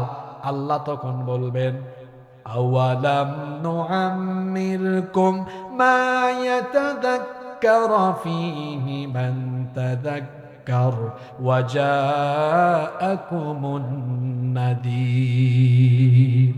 আওয়ালাম নুআম্মিরকুম, এই বাটপার, তোরে কি আমি হায়াত দেই নাই? তোরে কি আমি হায়াত দেই নাই? তোর 40, 50, 60, 70, 80 বছর তুই করছটা কি? এত লম্বা সুযোগ দিলাম। তোদের জামানায় নবী রাসূল গেল, তোদের জামানায় নবী রাসূলদের ওয়ারিসরাও গেল, সেই এলাকায় হাসিবুর রহমানও গেল। এত লম্বা সময় বুঝাইলো যে নামাজ ছাইরো না, তোর কানে গেল না, নামাজ ছাড়লি। এত করে বুঝাইলো গুনাহ করবি না, তাও করলি। তুই তো ভালো হওয়ার হইলে তখনই ভালো হইতি রে, তুই ভালো হওয়ার হইলে তখনই ভালো হইতি। তোরে আর আবার 2 নাম্বার, দ্বিতীয়বার তোরে আর এই জাহান্নামে, আমি জাহান্নাম থেকে বের করে দুনিয়ায় পাঠাবো না, এখানেই থাক, মজা বোঝ। এটা কত কঠিন জায়গা, ভালো করে জাহান্নামের স্বাদ আস্বাদন কর, চলতেই থাকবে এরকম আযাব তোর উপরে। নাউযুবিল্লাহি মিন যালিক। এজন্য আমার ভাইয়েরা, এই কঠিন ভয়াবহ জাহান্নাম থেকে বাঁচার জন্য আমাদের সকলকে চেষ্টা করা দরকার আছে না নাই? কি করে আমরা জাহান্নাম থেকে বাঁচবো? জাহান্নাম থেকে বাঁচতে হলে গুনাহ ছাড়তে হবে, পাপ ছেড়ে দিতে হবে। জাহান্নামে যাওয়ার যতগুলো বড় বড় কারণ আছে, শিরকের পরে সবচেয়ে বড় কারণ হলো নামাজ ছেড়ে দেওয়া। কিয়ামতের দিন জাহান্নামীদের জন্য, বেনামাজিদের জন্য সাকার নামক একটা আলাদা দরজা বা আলাদা ক্লাসের জাহান্নাম আছে। তাদেরকে যখন এই জাহান্নামে আনা হবে, ফেরেশতারা জিজ্ঞেস করবে, ফেরেশতারা প্রশ্ন করবে, মা সালাকাকুম ফি সাকার, কেন তুই এই ভয়াবহ জাহান্নামে এসেছিস? তখন তারা বলবে, আজকে জাহান্নামে আসার কারণ হলো ক্বালু লাম নাকু মিনাল মুসাল্লিনা ওয়া লাম নাকু নুতঈমুল মিসকিন। আমরা মুসল্লি ছিলাম না, নামাজি ছিলাম না, এই জন্য আমরা জাহান্নামে এসেছি। তাহলে বলেন দেখি, বেনামাজি হলে জাহান্নাম থেকে বাঁচা যাবে নাকি? তাহলে আমরা জাহান্নাম থেকে বাঁচার জন্য এখন থেকে, আজকে থেকে নামাজ কি ছাড়বো না আদায় করব? রাগ কইরেন না, আমার দেশে এমন বহু মাহফিল আছে যেখানে শ্রোতারা রাত 1টা পর্যন্ত মাহফিল শুনে, কিন্তু ফজরের নামাজ কাজা করে। আমার দেশে মাহফিলে মানুষ বেশি নাকি নামাজের জামাতে মানুষ বেশি? রাগ কইরেন না, এই যে এখানে আল্লাহর এত কুতুব বসে আছে, এদের মধ্যে আবার বহু মানুষ এমনও আছে যারা এশার নামাজ কাজা করেছে, কিন্তু 12টা পর্যন্ত বসে বসে ওয়াজ শুনতেছে। এখানে বহু মানুষ খুঁজলে এমনও পাওয়া যাবে, পেশাব করে আজকে সারাদিন একবারও পানি নেয় নাই, কিন্তু ওয়াজ শুনতে বসে গিয়েছে। আমাদের স্বভাব বড় বিচিত্র, আমাদের স্বভাব বড় বিচিত্র। আমরা জাহান্নাম থেকে বাঁচতে চাই, কিন্তু জাহান্নামে যাওয়া লাগে যে কাজ করলে সেই কাজগুলো আমরা ছাড়তে চাই না। সমস্যা হলো এই জায়গায় আমরা ওয়াজ শুনে কিন্তু আমল করি না। এজন্য কবি বলেছেন, আমাদের দেশে হবে সেই ছেলে কবে, কথায় না বড় হয়ে কাজে বড়। কথা যা হবে কাজ হবে, আমল হবে তার চেয়ে বেশি। কেন নাপাক থাকেন বলেন তো? পেশাব করে পানি নেন না কেন? কেন নাপাক থাকেন? নাপাকের সাথে ফেরেশতা থাকে না, শয়তান থাকে। তো কেন নাপাক থাকেন? নবীজি বলেছেন, ইউবাথু কুল্লু আবদিন আলা মা মাতা আলাইহি, মানুষ যে অবস্থায় মরবে ওই অবস্থায় হাসরের মাঠে উঠবে। যারা নাপাক হয়ে মরবে, কিয়ামতের দিন তার হাসর হবে পবিত্রদের সাথে না নাপাকের সাথে? নাপাক থাকবেন না। অনেক যুবকেরা আছে নাপাক শরীরে রাতের বেলা ঘুমায়। ও আমার যুবক ভাইয়েরা, রাতের বেলা নাপাক শরীরে ঘুমাবেন না, কারণ কত মানুষ আছে ঘুমের মধ্যে মারা যায়। আমাদের মতো কত বক্তা আছে বক্তৃতা করতে করতে মারা যায়। গতকাল একটা ভিডিও ভাইরাল হয়েছে, একজন বক্তা বক্তৃতা করতে গিয়ে বক্তৃতার মঞ্চে স্ট্রোক করেছে। গত 2-3 বছর আগে বাংলাদেশে এক জায়গায় আমি বক্তব্য দিচ্ছি, আমার পাশে সভাপতি বেহুশ হয়ে পড়ে গিয়েছে। এইরকম বহু জায়গায় ঘটনা ঘটে। মরণ যে কার কখন হয় কেউ জানে না, কারণ পৃথিবীতে আসার সিরিয়াল আছে কিন্তু যাওয়ার কোনো সিরিয়াল নাই। আমার যুবক ভাইয়েরা, খবরদার খবরদার, নাপাক থাকবেন না, নাপাক শরীরে ঘুমাবেন না। নাপাকের সাথে ফেরেশতা থাকে না, নাপাকের সাথে থাকে শয়তান। শুধু তাই নয়, শুধু তাই নয়, এই নাপাক অবস্থায় মারা গেলে পরিস্থিতি ভয়াবহ হবে। আরেকটি ব্যাপার হলো, জাহান্নাম থেকে বাঁচার জন্য 5 ওয়াক্ত নামাজ ভালোভাবে আমল করতে হবে, জামাতের সাথে আদায় করতে হবে। খবরদার খবরদার, পা ধরে বলে যাচ্ছি, আল্লাহর ওয়াস্তে কোনোদিন কখনো নামাজ ছাড়বেন না। আপনারা সবাই জানেন, কিয়ামতের দিন আল্লাহ তাআলা সর্বপ্রথম যে আমলের হিসাব চাইবেন সেই আমলের নাম কি? তো ওয়াজ তো আপনারাই জানেন, তা আমলটা করেন না কেন? আরে কি করে আমাদের নামাজ যায়? কবি বড় সুন্দর করে বলছেন, ঘুমাইয়া কাজা করেছ ফজর, তখনও জাগনি যখন জোহর, হেলাই খেলাই কেটেছে আসর, মাগরিবের ওই শুনিয়া যান, এখনো জামাতে হওরে শামিল, এখনো এর সাথে আছে স্থান। বাজিছে না মামা বাদরে আমামা, শির উঁচু করি মুসলমান, দাওয়াত এসেছে নয়া জামানার, ভাঙা কেল্লা আয়ুরে নিশান। ঘুমে ঘুমে ফজর যায়, ঘুম আর ভাঙে না। এই ঘুমই শেষ ঘুম হতে পারে, কারণ কত মানুষ ঘুমায় কিন্তু ঘুম থেকে জাগতে পারে না। ঘুমায় তার খাটে, উঠে দেখে কবরে। কেমন করে ঘুমাও তুমি, কেমন করে ঘুমাও তুমি, ফজর করে কাজা, এমন তো হতে পারে জোহরে জানাজা। হতে পারে কিনা? ও বাম, আমার যুবক ভাইরা, পাটা ধরে বলে যাচ্ছি রে ভাই, আল্লাহর ওয়াস্তে নামাজটা ছাড়িয়েন না। এটাই হলো নামাজের বয়স। আল্লাহর ওলি হয়ে যেতে পারবেন 5 ওয়াক্ত নামাজের পাশাপাশি শেষ রাতে না ঘুমায়া তাহাজ্জুদে দাঁড়ান, চোখের পানি ছেড়ে দেন।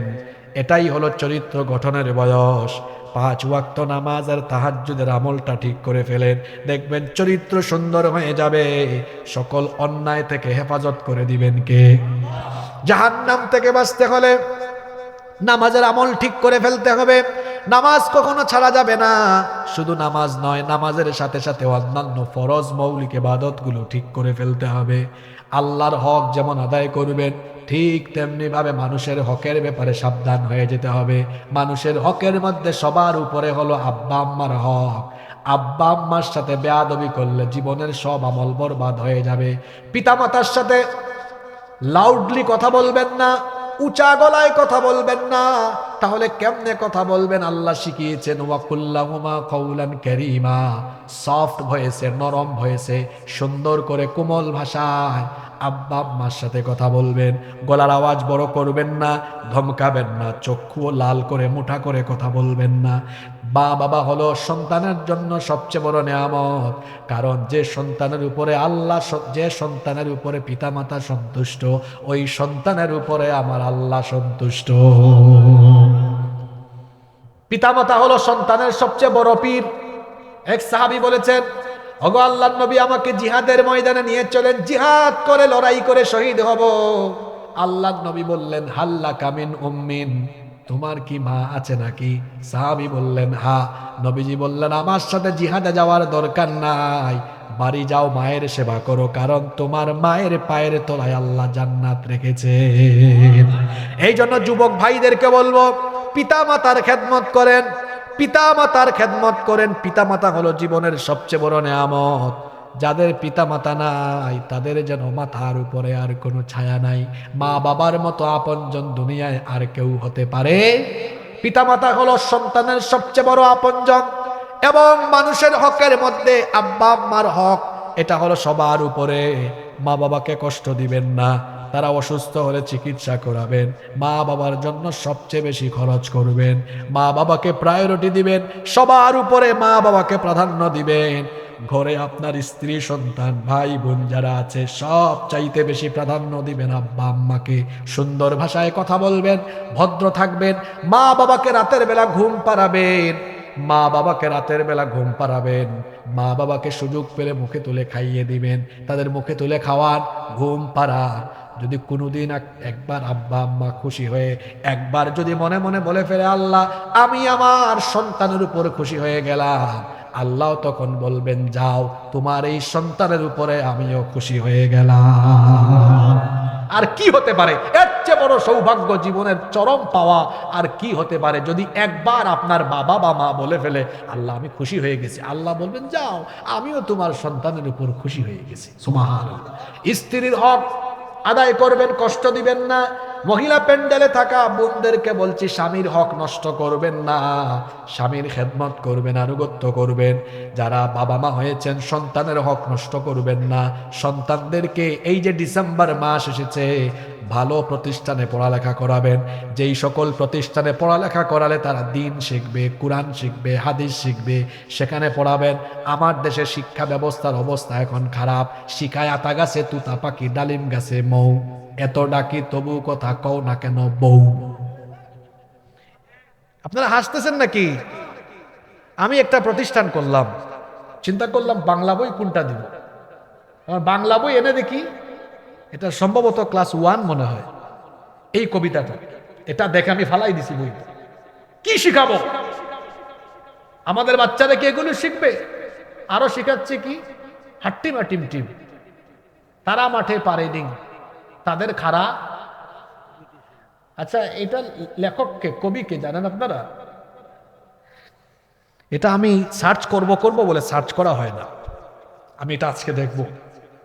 এটা যে লিখছে, যে কি পরিমাণ গাঞ্জা খাইছে আমি জানি না।